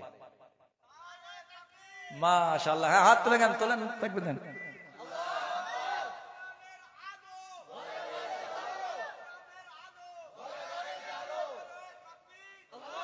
আলহামদুলিল্লাহ, আল্লাহ কবুল করুন, বলেন আমিন। এইরকম আমি আপনাদের মধ্যে 2-4 বার আসলে ওমর তৈরি হয়ে যাবে, আবু বকর তৈরি হয়ে যাবে ইনশাআল্লাহ। আমি এগুলা যেখানে যেগুলা তৈরি করে দিয়ে আসি, আমার এটা কাজ। আমার প্রিয় ভাইয়েরা, আর সামান্য কিছু কথা বলবো রমজান সম্পর্কে। রমজানে আল্লাহর প্রস্তুতি কি, আপনার আমার প্রস্তুতি কি, এবার শুনুন। তারপর আমরা বিদায় নিয়ে চলে যাব, মোনাজাত করে চলে যাব, আল্লাহর কাছে ক্ষমা চেয়ে নেব। আগামী রমাদানের জন্য এই কাজগুলি, কোন কাজগুলি করলে রমাদানের রোজা নষ্ট হয়, আর কোন কাজগুলি করলে রোজা আমরা সুন্দরভাবে আল্লাহর কাছে কবুল হয়, জানার দরকার আছে না নাই? আজকে আমরা সেই কথাটুকুন জেনে যাব, বলেন ইনশাআল্লাহ। আল্লাহর নবী বলছেন এই কথাটা শুনুন, তারাকতুকুম আলা মিসলিল বাইদা লাইলুহা ওয়া নাহারুহা সাওয়াউন। নবীজি বলেন আমি তোমাদেরকে দ্বীনের মতো শুভ্রতার উপরে রেখে গেলাম। কিসের উপরে রেখে গেল?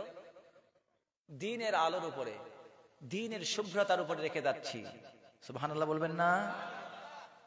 নবীর কথা কত সুন্দর, কত স্পষ্ট, কত প্রাঞ্জল কথা। তিনি বলছেন আমি তোমাদেরকে দ্বীনের মতো শুভ্রতার উপরে, অর্থাৎ দ্বীনের আলোর উপরে রেখে গেলাম। আমি নবী চলে গেছি, কিন্তু তোমাদেরকে অন্ধকারের মধ্যে রেখে যাই নাই, জান্নাতের পথ তোমাদের সামনে স্পষ্ট করে দিয়েছি। সুবহানাল্লাহ পড়েন।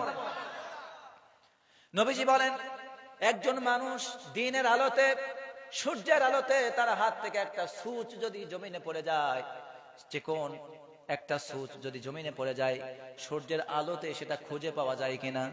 কথা বলেন, খুঁজে পাওয়া যায় কিনা? সূর্যের আলোতে সেটা খুঁজে পাওয়া যায়। নবীজি বলেন বান্দা শোনো, আমার উম্মতরা শোনো, আমি তোমাদেরকে দ্বীনের আলোর উপরে রেখে গেলাম, অর্থাৎ ইসলামের আলোর উপরে রেখে গেলাম।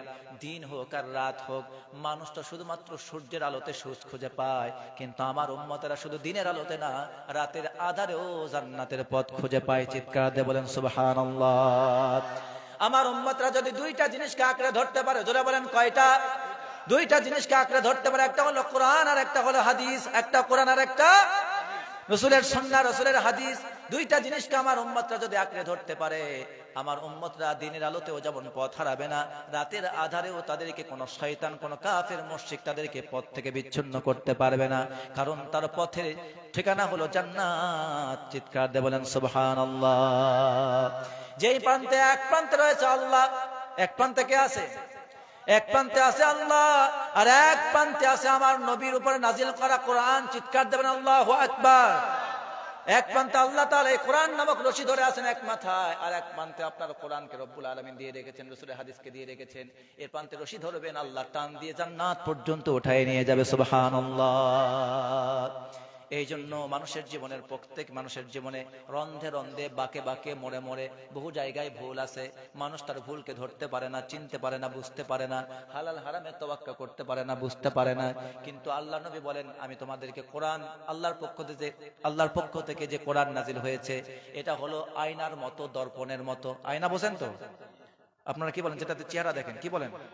আয়না। দিস ইজ দ্য মিরর, যেটা দিয়ে মুখ দেখা হয়। এই আয়নার মতো, আয়নার সামনে দাঁড়ালে একজন মানুষের চেহারার ভেতরে কোথায় কাটার চিহ্ন আছে, কোথায় ফাটার চিহ্ন আছে, নাকের মধ্যে তিল আছে না গালের মধ্যে তিল আছে, মাথার কোন জায়গায় সিটি কাটবেন, আপনার কাপড়ের মধ্যে কোথায় ময়লা আছে, কোথায় ঠিক আছে, কোথায় ইস্ত্রি করা আছে, কোথায় নাই, আয়রন করা আছে, কোথায় নাই, এটা ভাঁজ পড়েছে কোথায়, দেখা যায় কি যায় না? বলেন দেখা যায় কি যায় না? সেটা যেমন দেখা যায়, নবীজি বলেন, তুমি যদি কোরআন পড়ো, কোরআন বুঝো, কোরআনটা তোমার কাছে আয়নার মতো হবে। কোরআন পড়তে শুরু করলেও তোমার জীবনের রন্ধে রন্ধে বাঁকে বাঁকে কোথায় ভুল আছে, কোথায় ঠিক আছে, কোরআন বলে দিবে। সুবহানাল্লাহ। যেই মাস রমাদান মাস, এই মাসে কোরআন নাজিল হয়েছে, এই জন্য প্রত্যেকটি মুসলমানের দায়িত্ব হলো রমাদান মাস সামনে আসতেছে, বেশি বেশি কোরআন তেলাওয়াত করবো। বলেন ইনশাআল্লাহ।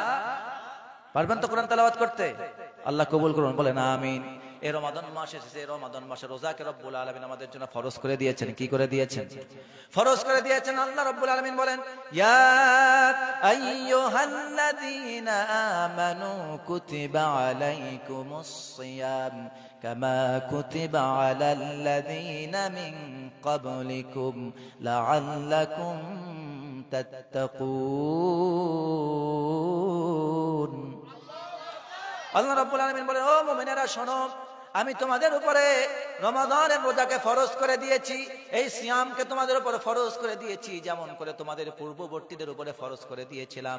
আর এই সিয়ামের লক্ষ্য উদ্দেশ্য হলো যাতে করে তোমরা সিয়াম পালন করে আল্লাহর ভয় ভিতরে অর্জন করতে পারো, আর আল্লাহর ভয় অর্জন করে তাকওয়া অর্জন করতে পারো, হালাল হারাম বুঝে জীবনটা পরিচালনা করতে পারো, হারাম কাজে যেন লিপ্ত না হও, হালালের উপর টিকে থাকতে পারো, সেইটার অভ্যাস গড়ে তোলার জন্য আমি রব্বুল আলামিন প্রশিক্ষণ স্বরূপ তোমাদের মাঝে সিয়াম দিয়েছি। সুবহানাল্লাহ। এই সিয়াম পালন করে সাহাবায়ে কেরাম সোনার মানুষ হয়েছিলেন। এই রমাদানে কোরআন তেলাওয়াত করে সাহাবায়ে কেরাম সোনার মানুষ হয়েছেন, সোনার ইতিহাস তৈরি করেছেন। আপনারা জানেন হযরত ওমর ফারুক রাদিয়াল্লাহু তাআলা আনহু আল্লাহর নবীর একজন বিশিষ্ট সাহাবী, যার কথা শুনলে পরে শয়তান পর্যন্ত 2 গ্লাস পানি খেত, যার কথা শুনলে শয়তান পানি খায়। একদিন হযরত ওমর যেই রাস্তা দিয়ে যায় 40 দিন শয়তান সেই রাস্তায় আর ওঠে না, ভয়ে ওঠে না, কারণ এই রাস্তা দিয়ে গেছে কে? ওমর। এমন একজন জবরদস্ত একজন সাহাবী, যার কথা শুনলে শয়তান পর্যন্ত ভয় পেত, আর কাফেররা তো আর আগের থেকেই।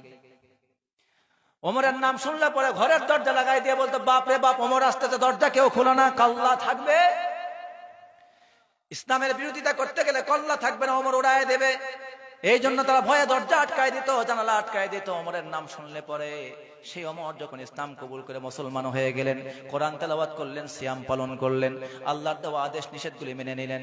মেনে নেওয়ার কারণে হযরত ওমর যেমন গরম গরম তো ঠিকই আছেন, কিন্তু ন্যায়ের পক্ষে হযরত ওমর মোমের মতো নরম হয়ে গেলেন। সুবহানাল্লাহ। আবার বাতিলের জন্য হযরত ওমর জোমের মতো হয়ে গেলেন, ভয়ঙ্কর হয়ে গেলেন। সুবহানাল্লাহ বলবেন না? আপনি তো মুসলিম, ভয় কেন করেন? আপনি সিংহের জাতি, আপনার তো ভয় করার কোনো কথা না। তার মানে এটাও না আপনি কারোর সাথে বিদ্বেষ পোষণ করে ঝগড়া ফাসাদ লাগাবেন, এটাও না। আপনি আপনার দ্বীনের উপর অটল থাকবেন। দ্বীন থেকে আপনাকে কেউ সরাতে আসলে পরে, আপনার কল্যাণীতে আসলে আপনাও তার কল্যাণীতে হবে। জোরে বলেন ঠিক কিনা মুসলমান? ওরা যদি আপনার ব্যাপারে যুদ্ধের প্রস্তুতি নেয়, আপনাকে যুদ্ধের প্রস্তুতি নিতে হবে। এটার নাম ইসলাম। ঘরের মধ্যে দরজা আটকায় বসে থাকার জন্য আল্লাহ পাক আপনাকে সৃষ্টি করেননি। আল্লাহর নবী বলেছেন, জাহিদুল মুশরিকুন বিআমওয়ালিকুম ওয়া আনফুসিকুম। আল্লাহর নবী বলেছেন, যদি তোমাদের বিরুদ্ধে কোনো কাফের মুশরিক জিহাদের ডাক দেয়, ওরা যদি মুখের দ্বারা তোমাদের বিরুদ্ধে জিহাদ করে, তোমরা মুখ দিয়ে জিহাদ করো। ওরা যদি মাল দিয়ে তোমাদের বিরুদ্ধে জিহাদ করে, তোমরা মাল দিয়ে জিহাদ করো। জাহিদুল মুশরিকিনা বিআমওয়ালিকুম ওয়া আনফুসিকুম। ওরা যদি জিহবা দিয়ে তোমাদের বিরুদ্ধে লড়াই করে, তোমরাও জিহবা দিয়ে তাদের বিরুদ্ধে তার ন্যায়ের প্রতিবাদ জানাও। ঠিক কি না? ওরা লাঠি ধরলে আপনি লাঠি ধরবেন, অস্ত্র ধরলে অস্ত্র ধরবেন, তরবারি ধরলে আপনার তরবারি শান দিয়ে রাখতে হবে। একা শুধু ওরা তরবারি ঘোরায়া এই দেশের মধ্যে আপনাকে কল্লা কাটবে অধিকার ভারত সরকার তাদের দেয় নাই। ঠিক কিনা বলে মুসলমান? যারা মুসলমানদেরকে জবাব করতে চায়, মুসলমানদেরকে জয় শ্রীরাম বলতে বাধ্য করে, এই জাতির ভারতবর্ষের নিকৃষ্ট হিন্দু উগ্রবাদী সন্তান, তারা মুসলমান, তারা সবাই হিন্দুরা শত্রু। জনগণ ঠিক কিনা? ওদেরকে প্রকৃতপক্ষে হিন্দুরাও কিন্তু ভালোবাসে না। আমি বাংলাদেশে থেকে যেটা জানি, ওদেরকে হিন্দুরাও ভালো, কারণ আপনি যেখানে বসবাস করেন হিন্দু মুসলিম একসাথে আছেন না নাই? আপনি তাকে দাদা বলেন, সে আপনাকে দাদা বলে, আপনি তাকে দাওয়াত দেন, সে আপনাকে দাওয়াত দেয়। ভালোবাসার সম্পর্ক আছে না নাই? প্রত্যেক ধর্মের মধ্যে ন্যায়ের কথা বলা আছে। তুমি তোমার ধর্মের আদর্শ প্রচার করো, আমি আমার ধর্মের আদর্শ প্রচার করব। যুদ্ধ আমরা করতে চাই না, কিন্তু যুদ্ধ তুমি বাধালে আমরাও বসে থাকবো। সাবধান হয়ে যান, মুসলমানদেরকে একদম ভেড়ার জাতি মনে করবেন না। মুসলমানরা হলো সিংহের জাতি। কিসের জাতি? আমার প্রিয় ভাইয়েরা, হযরত ওমর রাদিয়াল্লাহু তাআলা আনহু ইসলাম কবুল করলেন, মুসলমান হয়ে গেলেন। তেমন আবার দেখেন মোমের মতো নরম হয়ে গেলেন। তিনি এখন রাষ্ট্রপতি, ইসলামে খেলাফতের তিনি একজন খলিফা। তোমরা বলেন তো কি খলিফা? তিনি কত নম্বর খলিফা ছিলেন? ইসলামের খলিফা কয়জন? হ্যাঁ, আচ্ছা দেখি প্রশ্নের উত্তর দেন তো। এক নম্বর কে? আমার পুরস্কার আনা লাগতো বাড়ি থেকে, ভুলে গেছি আমি। মুখস্থ রাখতে হবে ভাইরা, এগুলা মনে রাখবেন। এক নম্বর খলিফা হলেন আবু বকর, 2 নম্বর খলিফা হলেন ওমর, 3 নম্বর হলেন ওসমান, 4 নম্বরে হলেন হযরত আলী রাদিয়াল্লাহু তাআলা আলাইহিম আজমাইন। চিৎকার দিয়ে বলেন মারহাবা। আমার প্রিয় ভাইয়েরা, দ্বিতীয় নম্বর খলিফা, ইসলামের খলিফা হযরত ওমর রাদিয়াল্লাহু তাআলা আনহু। তিনি এখন রাষ্ট্রের প্রেসিডেন্ট। যেমন আমাদের ভারত সরকার এখন কে? নরেন্দ্র মোদী। গোটা ভারতের সরকার উনি এখন। উনি যা বলবেন তা আপনাকে মানতে বাধ্য, ঠিক কিনা বলেন? আপনার সবার দেখভাল কে করেন? আপনাদের সরকার করেন, ঠিক না? আধার কার্ড করে দিচ্ছেন কারা? ওনারাই তো করছেন। ওনার পারমিশন না থাকলে হতো? আপনি এখান থেকে চাইলেই পাবেন, ওনার মর্জি মতো। প্রিয় ভাইয়েরা, আমি যেটা বোঝাচ্ছি, হযরত ওমর রাদিয়াল্লাহু তাআলা আনহু গোটা রাজ্যের তিনি প্রেসিডেন্ট এখন, তিনি এখন খলিফা। কিন্তু দেখুন তার ভালোবাসা মহাব্বত কেমন তার নাগরিকের প্রতি, দেশের মুসলিম অমুসলিম সবার প্রতি তার ভালোবাসা কেমন ছিল। একজন লোক দূর থেকে, তিনি শেহেরপল্লী থেকে এসেছেন হযরত ওমর রাদিয়াল্লাহু তাআলা আনহুর সাথে দেখা করার জন্য। মদিনায় আসতেছেন হযরত ওমরের সাথে দেখা করার জন্য। রাস্তার মাঝে চলে আসলেন, মরুভূমির প্রান্তরে এসে তাবু গাড়লেন। তাবু গেড়ে তিনি সেখানে টিম টিম করে একটা বাতি জ্বালায় দিলেন। বাতি জ্বালায় লোকটা বাড়ির বাইরে একবার ভেতরে, একবার বাইরে, একবার ভেতরে। তাবু তো ছোটই হয়, তাবু বেশি বড় হয় না। তাবুর ভেতর থেকে একবার বাইরে যান, একবার ভেতরে আসেন, একবার বাইরে যান, একবার ভেতরে আসেন। কেমন তাকওয়া তাদের মধ্যে ছিল একটু লক্ষ্য করুন। তাকওয়াটা বোঝানোর জন্য বলছি। কেমন ভয় ছিল আল্লাহর, সিয়াম পালনের মাধ্যমে, কোরআন তেলাওয়াতের মাধ্যমে, আল্লাহর ইবাদত করার মাধ্যমে কেমন ভয় তাদের মধ্যে সৃষ্টি হয়েছিল। তারা কতটা মানবতা, মানব কল্যাণকামী ছিলেন একটু লক্ষ্য করে দেখুন। লোকটি অসুস্থতা বোধ করতেছে, অস্থিরতা বোধ করতেছে। হযরত ওমর রাদিয়াল্লাহু তাআলা আনহু প্রতিদিনের মতো তিনি রাষ্ট্র ভ্রমণ করে দেখতেছেন। আজকে এই গ্রাম, কালকে ওই গ্রাম, আজকে এই ইউনিয়ন, কালকে ওই ইউনিয়ন, কালকে এই ওয়ার্ড, পরের দিন ওই ওয়ার্ড। এইভাবে তিনি ঘুরে ঘুরে দেখতেন মানুষেরা কে কি করে। আর হযরত ওমর সবাইকে লক্ষ্য করে করে বলতেন। রাতের বেলায় তিনি যখন ঘুরতেন, হযরত ওমরের একটা স্পেশাল স্লোগান ছিল। তিনি এই স্লোগানটা দিয়ে দিয়ে বলতেন, ও আমার দেশবাসী, তোমরা সবাই আমার এই নেতৃত্ব আমার ঘাড়ে চাপায় দিয়া সবাই ঘুমিয়ে পড়েছো, কিন্তু আমি ওমরকে তোমরা ঘুমাতে দাও নাই। তার মানে তোমরা আরামে ঘুমিয়ে আছো, কিন্তু আমি ওমর রাত জেগে জেগে তোমাদের বাড়ি পাহারা দেই। আলহামদুলিল্লাহ বলবেন না? এমন নেতা কি আছে খালি ভোট নেওয়ার সময় ভোট নেয়, পরে আর খবর? আমার প্রিয় ভাইয়েরা, সময়ের সময় হাজি, পরে আবার পাজি, ঠিক কিনা বলেন? আল্লাহ তাদের স্বভাবকে পরিবর্তন করার তৌফিক দেন, বলেন আমিন। আমার প্রিয় ভাইয়েরা, হযরত ওমর রাদিয়াল্লাহু তাআলা আনহু সমস্ত দেশবাসীকে বলতেন, ও আমার দেশবাসী, তোমরা তো আমাকে নেতৃত্ব দিয়ে আমার উপর দায়িত্ব চাপায় দিয়ে সবাই ঘুমিয়ে পড়েছো, কিন্তু আমি ওমর তো ঘুমাতে পারি না। আমার দায়িত্ব আমারে ঘুমাতে দেয় না। প্রত্যেকদিন তোমাদের বাড়ি আমারে পাহারা দিতে হয়। একজন রাষ্ট্রের প্রেসিডেন্ট নিজে বাড়ি পাহারা দেন, গ্রামের মানুষের পাহারা দেন। সুবহানাল্লাহ। কি মহামানবতা ছিল, কি ভালোবাসা ছিল নাগরিকের প্রতি, কি দয়া, কি ভালোবাসা তাদের ছিল। হযরত ওমর একদিন বাড়ির বাইরে চলে আসলেন ঘুরতে ঘুরতে মরুভূমির প্রান্তরে। এসে দেখলেন একটা তাঁবুর সামনে বাতি জ্বলতেছে, আর একটা লোক খুব ছটফট ছটফট করতেছে। একবার ডানে তাকায়, বামে তাকায়, সামনে তাকায়, পেছনে তাকায়, এদিক সেদিক তাকায়। হযরত ওমর তিনি চুপি চুপি আসলেন, লোকটিকে সালাম করলেন, কিন্তু লোকটি চিনে না এটা হযরত ওমর, এটা এই রাষ্ট্রের প্রেসিডেন্ট। লোকটি চিনত না। হযরত ওমর সালাম দিয়ে বলেন, আসসালামু আলাইকা ইয়া আখি, হে আমার বন্ধু, হে আমার ভাই। তোমার বাড়ি কোথায়, কোথা থেকে এসেছো, কি করছো তো মরুভূমির প্রান্তরে একা একা রাতের আধারে এখানে তুমি কি করতেছো, তাঁবুর ভিতরে কে, তুমি এখানে ছটফট করছো কোনো ব্যাপারটা কি? তখন লোকটি জবাব দিয়ে বলতেছে, ও পথিক মুসাফির, আমি তোমারে চিনি না, তুমি কোথা থেকে এসেছো, কোথায় যাচ্ছ, তুমি চলে যাও। কিন্তু সে জানে না যার সাথে কথা বলতেছে তিনি সাধারণ মানুষ না, তিনি কে? গোটা রাষ্ট্রের প্রেসিডেন্ট। তার সামনে কথা বলতেছে একজন লোক এসে, ও বলতেছে গ্রামের মানুষের মতো, ওর মতো, এই মুসাফির কই থেকে আসছো, কই আসছো, কই যাচ্ছ, চলে যাও, আমার মধ্যে কি হচ্ছে তার তোমার খোঁজ নেওয়ার দরকার। তিনি এই জন্য বলেছেন তার ঘরের মধ্যে আছে তার স্ত্রী। কে আছে? ও ভাবছে যে এই লোকটা কোথা থেকে আছে, সন্ত্রাস নাকি, আমার ঘরের মধ্যে স্ত্রী, না জানি কোনো ক্ষতি করে বসে। ভয়ে সে আর স্ত্রীর কথা বলতেছে না যে আমি সমস্যায় আছি। হযরত ওমর তাকে অভয় দিলেন, তার পরিচয় গোপন রাখলেন, বললেন, আমার ভাই, আমাকে চেনার প্রয়োজন নাই, আমি একজন মুসলিম, আমি কখনোই তোমার ক্ষতি করব না। বলো তুমি যদি কোনো বিপদে পড়ে থাকো আমি তোমার সাহায্য করব, আমার তোমার মনের দুঃখের কথা খুলে বলো। হযরত ওমরকে সে চিনতে পারে নাই, সে মুসাফির মনে করে, সাধারণ লোক মনে করে সে তাকে বলল, আমার ভাই শোনো, যদি আমাকে জিজ্ঞেস করছোই তাহলে শোনো, এই তাঁবুর ভিতরে আমার গর্ভবতী স্ত্রী। হঠাৎ করে পথ চলতে চলতে এই মরুভূমির মাঝখানে এসে সামনে যাওয়ার উপায় নাই, পেছনে ব্যাক করার উপায় নাই, কোথাও আর যেতে পারছি না, সামনে ডানে বামে কোথাও চিকিৎসা নেওয়ারও কোনো ব্যবস্থা আমি পাই নাই, এখানে তাঁবু গেড়েছি, আমার স্ত্রী আমার সঙ্গে একা, সে গর্ভবতী, এখন বাচ্চা ডেলিভারি হবে, কিন্তু আমি পুরুষ মানুষ, জানি না কিভাবে বাচ্চা ডেলিভারি করাতে হয়, আমি জানি না আমার স্ত্রীকে এই অবস্থায় রেখে আমি বড় পেরেশান, আমি জানি না স্ত্রীকে কিভাবে সাহায্য সহযোগিতা করব। ভাই আমার, যদি পারো আমার স্ত্রীকে একটু সাহায্য সহযোগিতা করো। হযরত ওমর সঙ্গে সঙ্গে থমকে দাঁড়িয়ে গেলেন, ভাই একটু অপেক্ষা করো, আমি এক্ষুনি যাব আর ফিরে আসবো, খবরদার তুমি পেরেশান হবে না, টেনশন করবে না, এখান থেকে কোথাও পালাবে না, ছুটে যাবে না, এখানে থাকো, আমি এই মুহূর্তে চলে আসতেছি। রাতের বেলা গভীর অন্ধকার, ঘটঘটে অন্ধকার, রাতের আধারে হযরত ওমর দৌড় দিয়ে চলে গেলেন বাড়ির ভেতরে। তার বাড়িতে গিয়ে তার প্রাণ প্রিয়তম স্ত্রীকে ডাক দিয়ে বললেন, আমার স্ত্রী, ঘুম থেকে তাড়াতাড়ি ওঠো, প্রাণ প্রিয়তম স্ত্রী। হযরত ওমরের কণ্ঠে এই ডাক শুনে পেরেশানি বুঝতে পেরে স্ত্রী জিজ্ঞেস করলেন, আমার প্রাণের স্বামী আমিরুল মুমিনিন খলিফাতুল মুসলিমিন ওমর, কি হয়েছে তোমার, বলো, গভীর রাতে এত পেরেশানি নিয়ে ডাকছো কেন, কি হয়েছে তোমার, কি বিপদে পড়লে? হযরত ওমর বলছে, আমার প্রাণের স্ত্রী, দেরি করো না, এই মুহূর্তে এক্ষুনি চলো, আমার একজন ভাই এসেছে অনেক দূর থেকে, তার স্ত্রী গর্ভবতী, সন্তান সম্ভবা, এক্ষুনি তার বাচ্চা ডেলিভারি হবে, কিন্তু তার স্বামী আছে সাথে, তাকে সাহায্য সহযোগিতা করবার মতো কেউ নাই, এক্ষুনি একটু চলো, তারে সাহায্য করতে হবে, নার্সের সেবকা, নার্সের ভূমিকা পালন করতে হবে। সঙ্গে সঙ্গে হযরত ওমরের স্ত্রী, তিনি নিজে এবার একজন প্রেসিডেন্টের স্ত্রী, একজন খলিফার স্ত্রী, দেখুন তার কত ভিআইপি হওয়ার কথা ছিল, তার তো খালি পায়ে মাটিতে আসার কথা না, তার জন্য গাড়ি থাকবে, বাড়ি থাকবে, ভিআইপি ব্যবস্থা থাকবে, সে তো মাটিতে দৌড় দেওয়ার কথা না। হযরত ওমরের স্ত্রী এবার নিজের থেকে তেল সাবান যা যা লাগবে, অস্ত্রপাতি যা লাগবে, ডেলিভারি করাতে যা যা প্রয়োজনীয় জিনিস লাগে, সব প্রয়োজনীয় জিনিসপাতি নিয়ে নিলেন। আর হযরত ওমরকে রাদিয়াল্লাহু তাআলা আনহুকে তিনি আর খাবার আদি যা প্রয়োজন, খাদ্যের জন্য যা প্রয়োজন তা নিতে বললেন। স্বামী আর স্ত্রী গভীর রাতে কাউকে না ডেকে, কাউকে কষ্ট না দিয়ে নিজের স্ত্রীকে নিয়ে এসে এবার বললেন, মুসাফিরকে এসে ডাক দেবেন, ও মুসাফির ভাই আমার, আপনি গিয়ে তাঁবুর বাইরে আসুন, আমার সাথে একজন মহিলা এসেছে, সে আপনার স্ত্রী দেখভাল করবে, আপনার ওখানে থাকার প্রয়োজন নাই। হযরত ওমরের স্ত্রী এবার তাঁবুর ভিতরে প্রবেশ করলেন, কিছুক্ষণ পর সেখান থেকে বাচ্চা ডেলিভারি হয়ে গেল।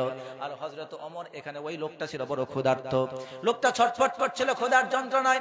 হযরত ওমর রাদিয়াল্লাহু তাআলা আনহু তাকে জিজ্ঞেস করলেন, ভাই আমার, কত দূর থেকে এসেছেন? সে বলছে, তেহসার পল্লী থেকে এসেছি, অনেক দূর পথ পাড়ি দিয়ে এসেছি, খাবার দাবার কিছু ছিল না, তাই আমি এসেছিলাম মদিনায় হযরত ওমরের কাছে, তার কাছে কিছু সাহায্য নেওয়ার জন্য।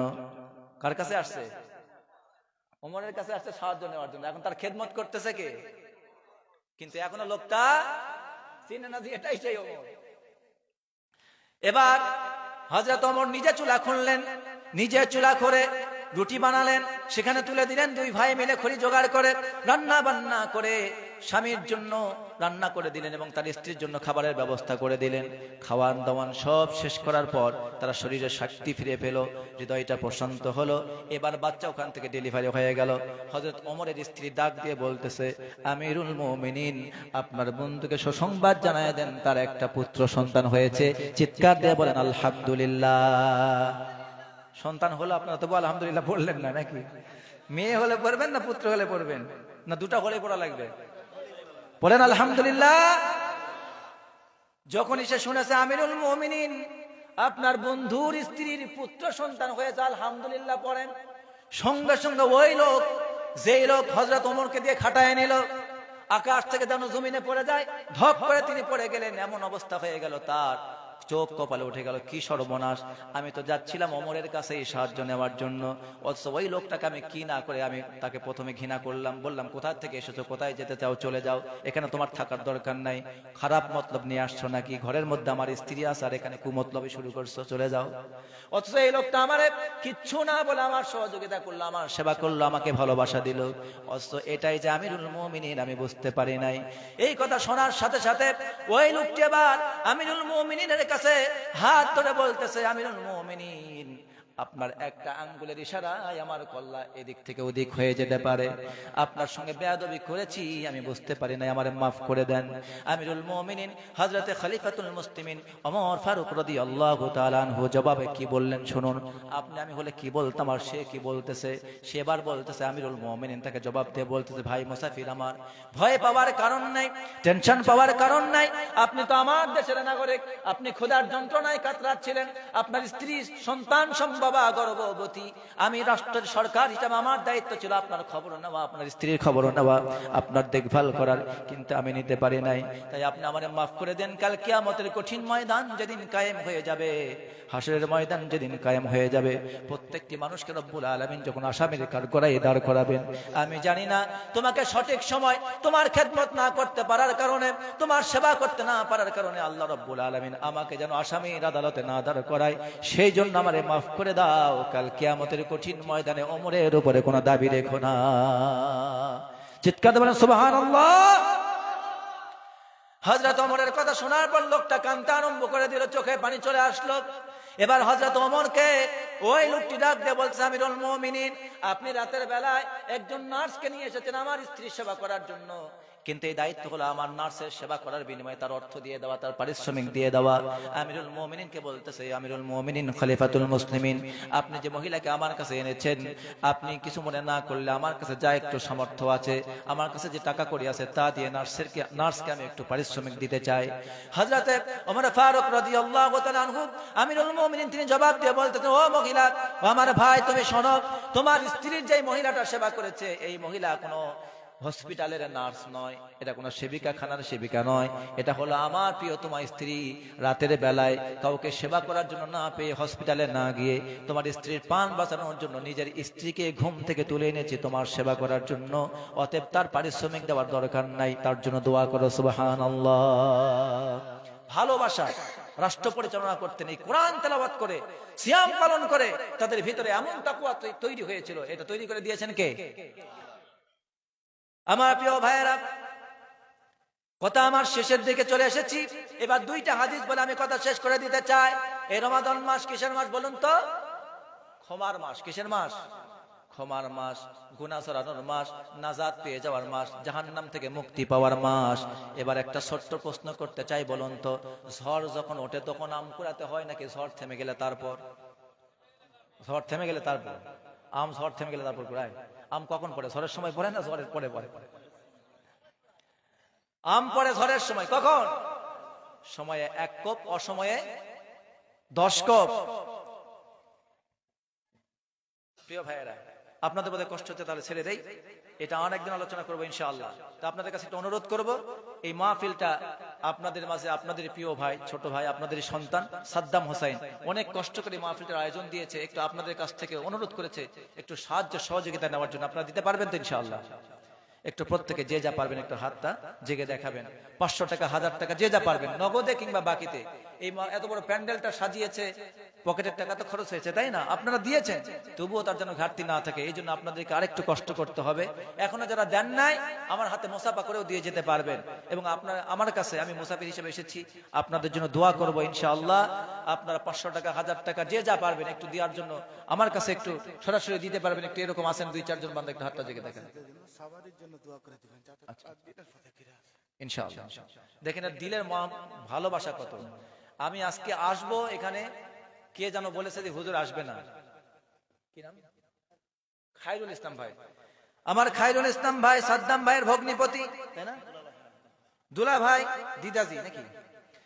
সাদ্দাম ভাইয়ের দিদাজি নগদ 1000 টাকা দান করলেন। রব্বুল আলামিন তুমি বড় মেহেরবান, তুমি বড় দয়াবান, রাখিও তার সম্মান, জানমালে বরকত দান করুন। আয় আল্লাহ তাআলা তার পিতামাতার আযাবকে মাফ করে দেন, জানমালে বরকত দেন, আমলের মধ্যে বরকত দেন, বলেন আমিন। লিল্লাহি তাকবীর। আর একজন ভাই 1000 টাকা দান করেন, আল্লাহ পাক তার দান কবুল করুন, বলেন আমিন। আর একজন ভাই দান করেন। আলোচনা যদি শুনতে চান আমি আপনাদের শোনাবো, যদি ইচ্ছা থাকে 10 মিনিট শোনাবো, গুরুত্বপূর্ণ কথা আপনারা থাকেন। শুধু সামান্য, আমি বেশিক্ষণ আপনাদের কালেকশন করবো না, ওই ধরনের না যে আপনার কাছে ঘন্টার পর ঘন্টা কালেকশন করবো, সর্বোচ্চ 5 থেকে 7 মিনিট বলবো। আর একজন ভাই দিলেন 500 টাকা, আল্লাহ পাক তার দান কবুল করুন। আর একজন ভাই দিলেন 500 টাকা, আল্লাহ রাব্বুল আলামিন তার দান কবুল করুন, বলেন আমিন। আল্লাহ তাআলা তাদের জানমালে বরকত দেন। আর একজন ভাই দান করলেন 200 টাকা, আল্লাহ পাক তার দান কবুল করুন। সন্তান সন্তানের উপর বালা মুসিবত দূর করে দেন, আসমানি বালা জমিনে বালা দূর করে দেন, ফসল ফলাদিতে বরকত দেন, হায়াতে মওতে রব্বুল আলামিন বরকত দান করুন, বলেন আমিন। আমার প্রিয় ভাইয়েরা যারা দিতে চান একটু সকলে তাড়াতাড়ি আসেন, একটু তাড়াতাড়ি দিয়ে যান।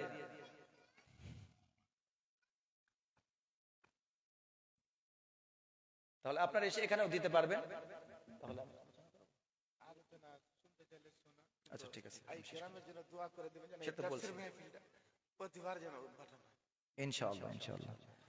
সাদ্দাম ভাইয়ের একটু আফসোস, দাবি আপনাদের কাছে, আবেদন যে এই তাফসীর মাহফিলটা যেন প্রত্যেক বছর উদ্বোধন হয়, এখানে যেন করতে পারেন আপনারা, সেই জন্য সকলেই তাকে সাহায্য সহযোগিতা করবেন ইনশাআল্লাহ। পারবেন না এরকম তাফসীর মাহফিল হোক, আপনারা চান না? চান তো ইনশাআল্লাহ?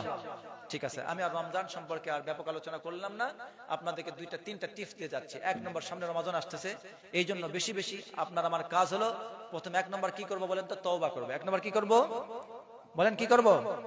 তওবা করব।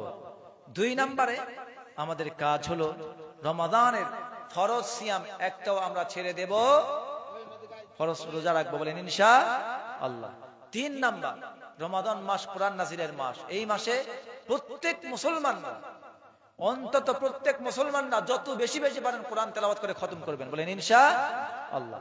আর 4 নম্বর টিপস হলো এই, যারা এখনো কোরআন মুখস্থ করেন নাই তারা পরিকল্পনা নেন, যারা কোরআন পড়তে পারেন তারা পরিকল্পনা গ্রহণ করুন, এই রমজানে নতুন নতুন একটা সূরা মুখস্থ করব, যে কোনো একটি সূরা, ছোট হতে পারে বড় হতে পারে, যার যেমন সাধ্য, এরকম 1টা কিংবা 2টা কিংবা 4টা কিংবা শেষের 10টা সূরা আছে, সূরা ফিল থেকে সূরা নাস পর্যন্ত 10টা সূরা আপনারা মুখস্থ করে নিতে পারেন। কিংবা কোরআনের কিছু গুরুত্বপূর্ণ সূরা আছে, সূরা ইয়াসিন, এরপরে সূরা মুলক, সূরা ওয়াকিয়া, এভাবে অনেক সূরা আছে, সূরা মুলক আছে, এগুলো আপনারা মুখস্থ করে নিতে পারেন।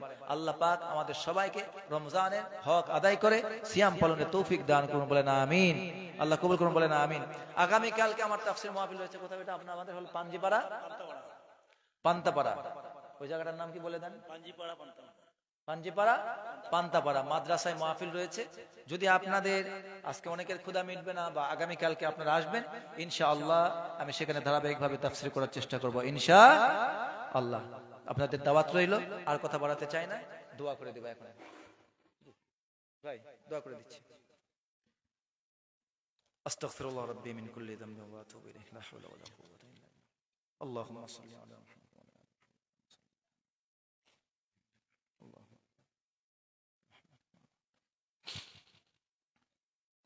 الحمد لله رب العالمين.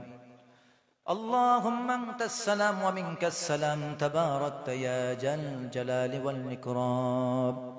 سبحان الله وبحمده عدد خلقه ورضا نفسه وزنة عرشه ومداد كلماته. ربنا ظلمنا أنفسنا وإن لم تغفر لنا وترحمنا لنكونن من الخاسرين. ربنا لا تزغ قلوبنا بعد إذ هديتنا وهب لنا من لدنك رحمة إنك أنت الوهاب.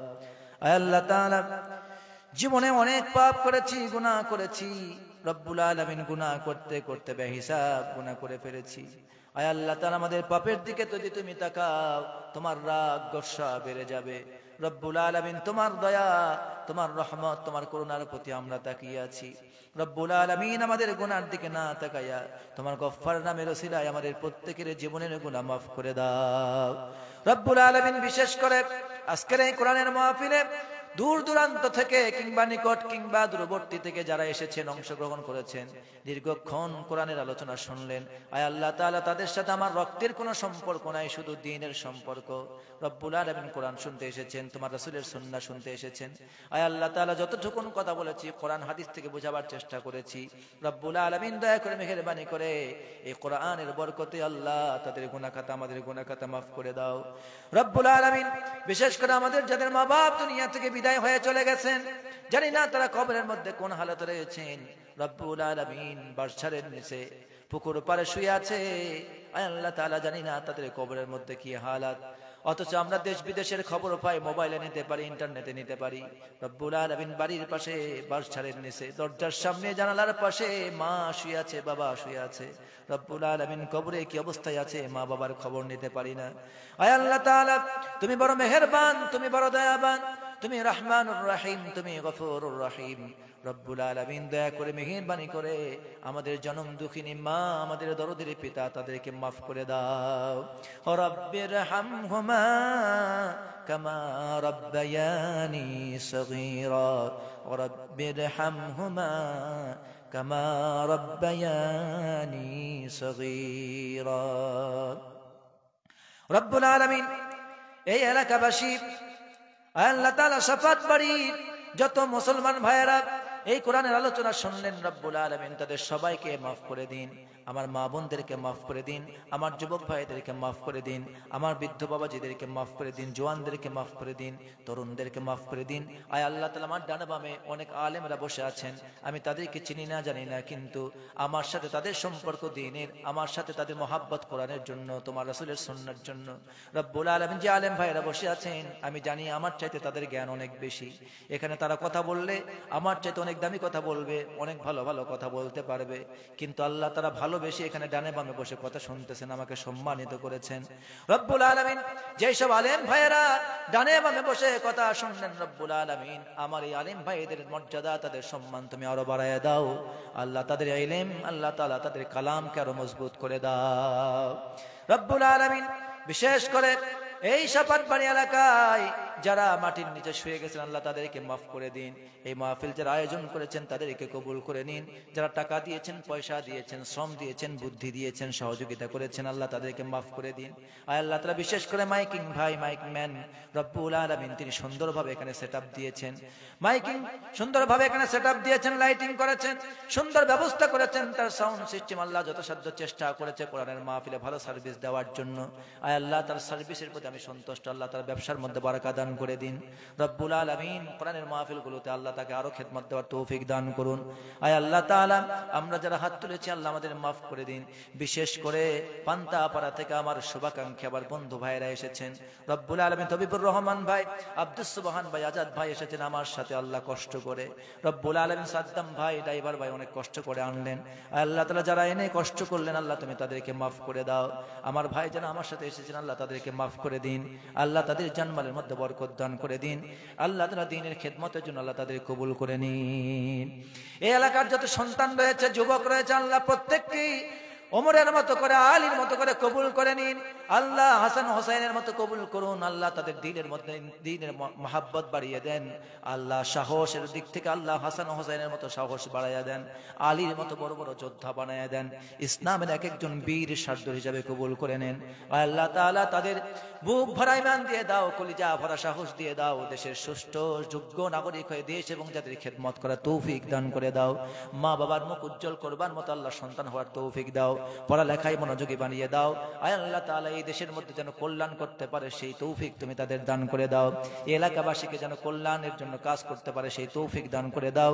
আয় আল্লাহ তাআলা দেশের মধ্যে মুখ উজ্জ্বল করে মুসলমানদেরকে আল্লাহ ইজ্জত বাড়ায় দিতে পারে সেই তৌফিক দান করে দাও। রব্বানা তাকাব্বাল মিন্না ইন্নাকা আনতাস সামিউল আলিম ওয়া তুব আলাইনা ইন্নাকা আনতাত তাওয়াবুর রহিম। আল্লাহুম্মা কফিনা বিহালালিকা আন হারামিক واغننا بفضلك عمن سواك. اللهم إنا نعوذ بك من عذاب القبر ونعوذ بك من عذاب جهنم ونعوذ بك من فتنة المحيا والممات ونعوذ بك من فتنة المسيح الدجال.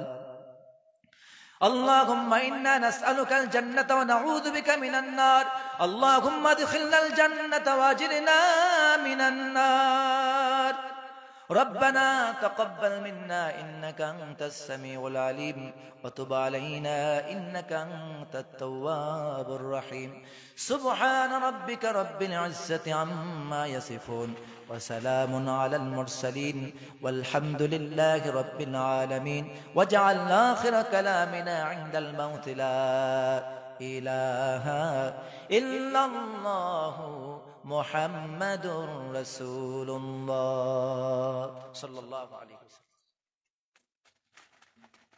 السلام عليكم ورحمة الله وبركاته سبحانك اللهم وبحمدك আসসালামু আলাইকুম ওয়া রাহমাতুল্লাহ। আমার গ্রামবাসীকে অনুরোধ, আমার থেকে যদি কিছু ভুল হয়ে থাকে তাহলে মাফ করে দিবেন। আসসালামু আলাইকুম ওয়া রাহমাতুল্লাহ। এই যে ছিল আজকের এটা তাফসিরুল কোরআন ওয়াজ মাহফিল, আপনারা এতক্ষণ ধরে ধৈর্য ধরে বসে থাকলেন, আপনাদের সকলকে অসংখ্য ধন্যবাদ। এবং আল্লাহ তাআলা যাতে আমাদের সকল দ্বীনী ভাইকে আজকের মতো এই তাফসিরুল কোরআন ওয়াজ মাহফিলটি প্রতি বছর করা তৌফিক দেন, বলেন আল্লাহুম্মা আমিন। এবং বিশেষ করে আমাদের এই তাফসিরুল কোরআন পরিচালক সাদ্দাম ভাইয়ের জন্য সকলে দোয়া করবেন, আল্লাহ যাতে আরো ওনার আগ্রহটা দ্বীনের প্রতি বাড়িয়ে দেয়, আমরা সকলে বলি আমিন। এখন আমি বর্তমানে আপনাদেরকে আমার নিজের পরিচয় নিয়ে একটি আমি কবিতা শোনাবো ইনশাআল্লাহ, আপনারা একটু ধৈর্য ধরে শুনবেন 2-4 মিনিট।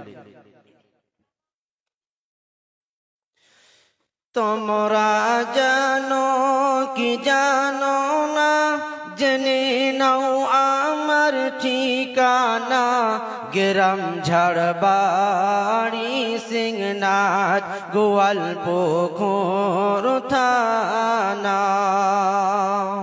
ও তোমরা জানো কি জানো না, জেনে নাও আমার ঠিকানা, গ্রাম ঝাড়বাড়ি সিংনাথ গোয়ালপুর থানা। নাম হাফিজ ইরফান, হে নাম অনেকের জানা, নাম হাফিজ ইরফান, হে নাম অনেকের জানা। ও জেনে নাও ঠিকানা, ও শুনে নাও ঠিকানা, ও লিখে নাও ঠিকানা। তোমাদের পরিজনে পেতে হলে গো আমাকে আসিতে হবে এখানে, গ্রাম ঝাড়বাড়ি সিংনাতে। তোমাদের পরিজনে পেতে হলে গো আমাকে আসিতে হবে এখানে, গ্রাম ঝাড়বাড়ি সিংনাতে। তা না হইলে পারকল করিতে, তা না হইলে পারকল করিতে, নাও নাম্বার টুকে 99 32 94 12 63 দিলে পাবেন গো আমায় সতি করে। তোমরা জানো কি জানো না, জেনে নাও আমার ঠিকানা, গ্রাম ঝাড়বাড়ি সিং সিংনাথ গোয়ালপুকুর থানা নাম হাফিজ ইরফান এ নাম অনেকের জানা নাম হাফিজ ইরফান এ নাম অনেকের জানা ও জেনে নাও ঠিকানা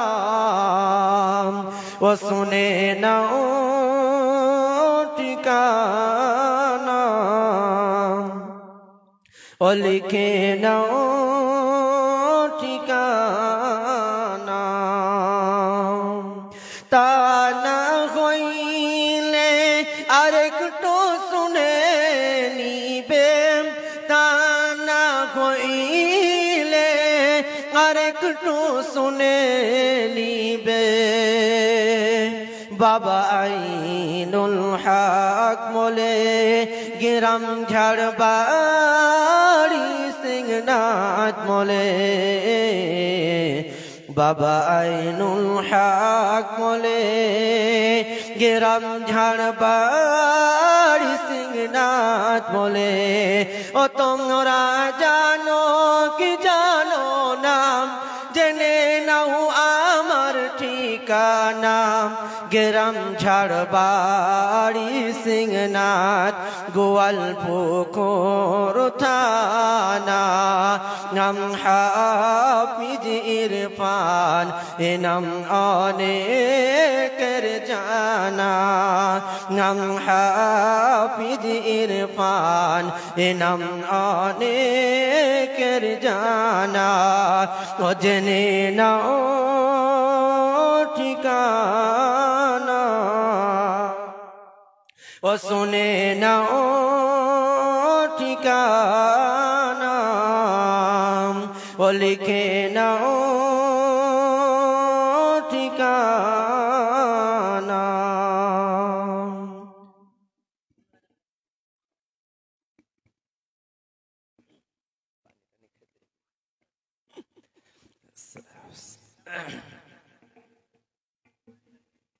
গোলাপ নীলাম গাঁদা নীলাম গোলাপ নীলাম গাঁদা নীলাম নীলাম রজনীগন্ধা মনের সাথে মালা গেঁথেছি সকাল থেকে সন্ধ্যা গোলাপ নীলাম গাঁদা নীলাম গোলাপ নীলাম গাঁদা নীলাম নীলাম রজনীগন্ধা মনের সুখে মালা গেঁথেছি সকাল থেকে সন্ধ্যা একবার দেখা দাও যদি ও কামলিওয়ালা মনের সুখে পরাব তোমায় হাজার ফুলের মালা সুযোগ পেলে পরাব তোমায় হাজার ফুলের মালা বলো ইয়া রাসূলুল্লাহ ইয়া হাবিবাল্লাহ বলো ইয়া রাসূলুল্লাহ ইয়া হাবিবাল্লাহ তাই লাল ফুলকে প্রশ্ন করি তাই লাল ফুলকে প্রশ্ন করি রংটি কোথায় পেলে নবীজির ওই খুন মোবারক লাল ছিল বলে তাই লাল ফুলকে তুলে তুলে তাই লাল ফুলকে তুলে তুলে গেঁথে রাখলাম মালা সুযোগ পেলে পরাব তোমায় হাজার ফুলের মালা হাসি মুখে পরাব তোমায় হাজার ফুলের মালা বলো ইয়া রাসূলুল্লাহ ইয়া হাবিবাল্লাহ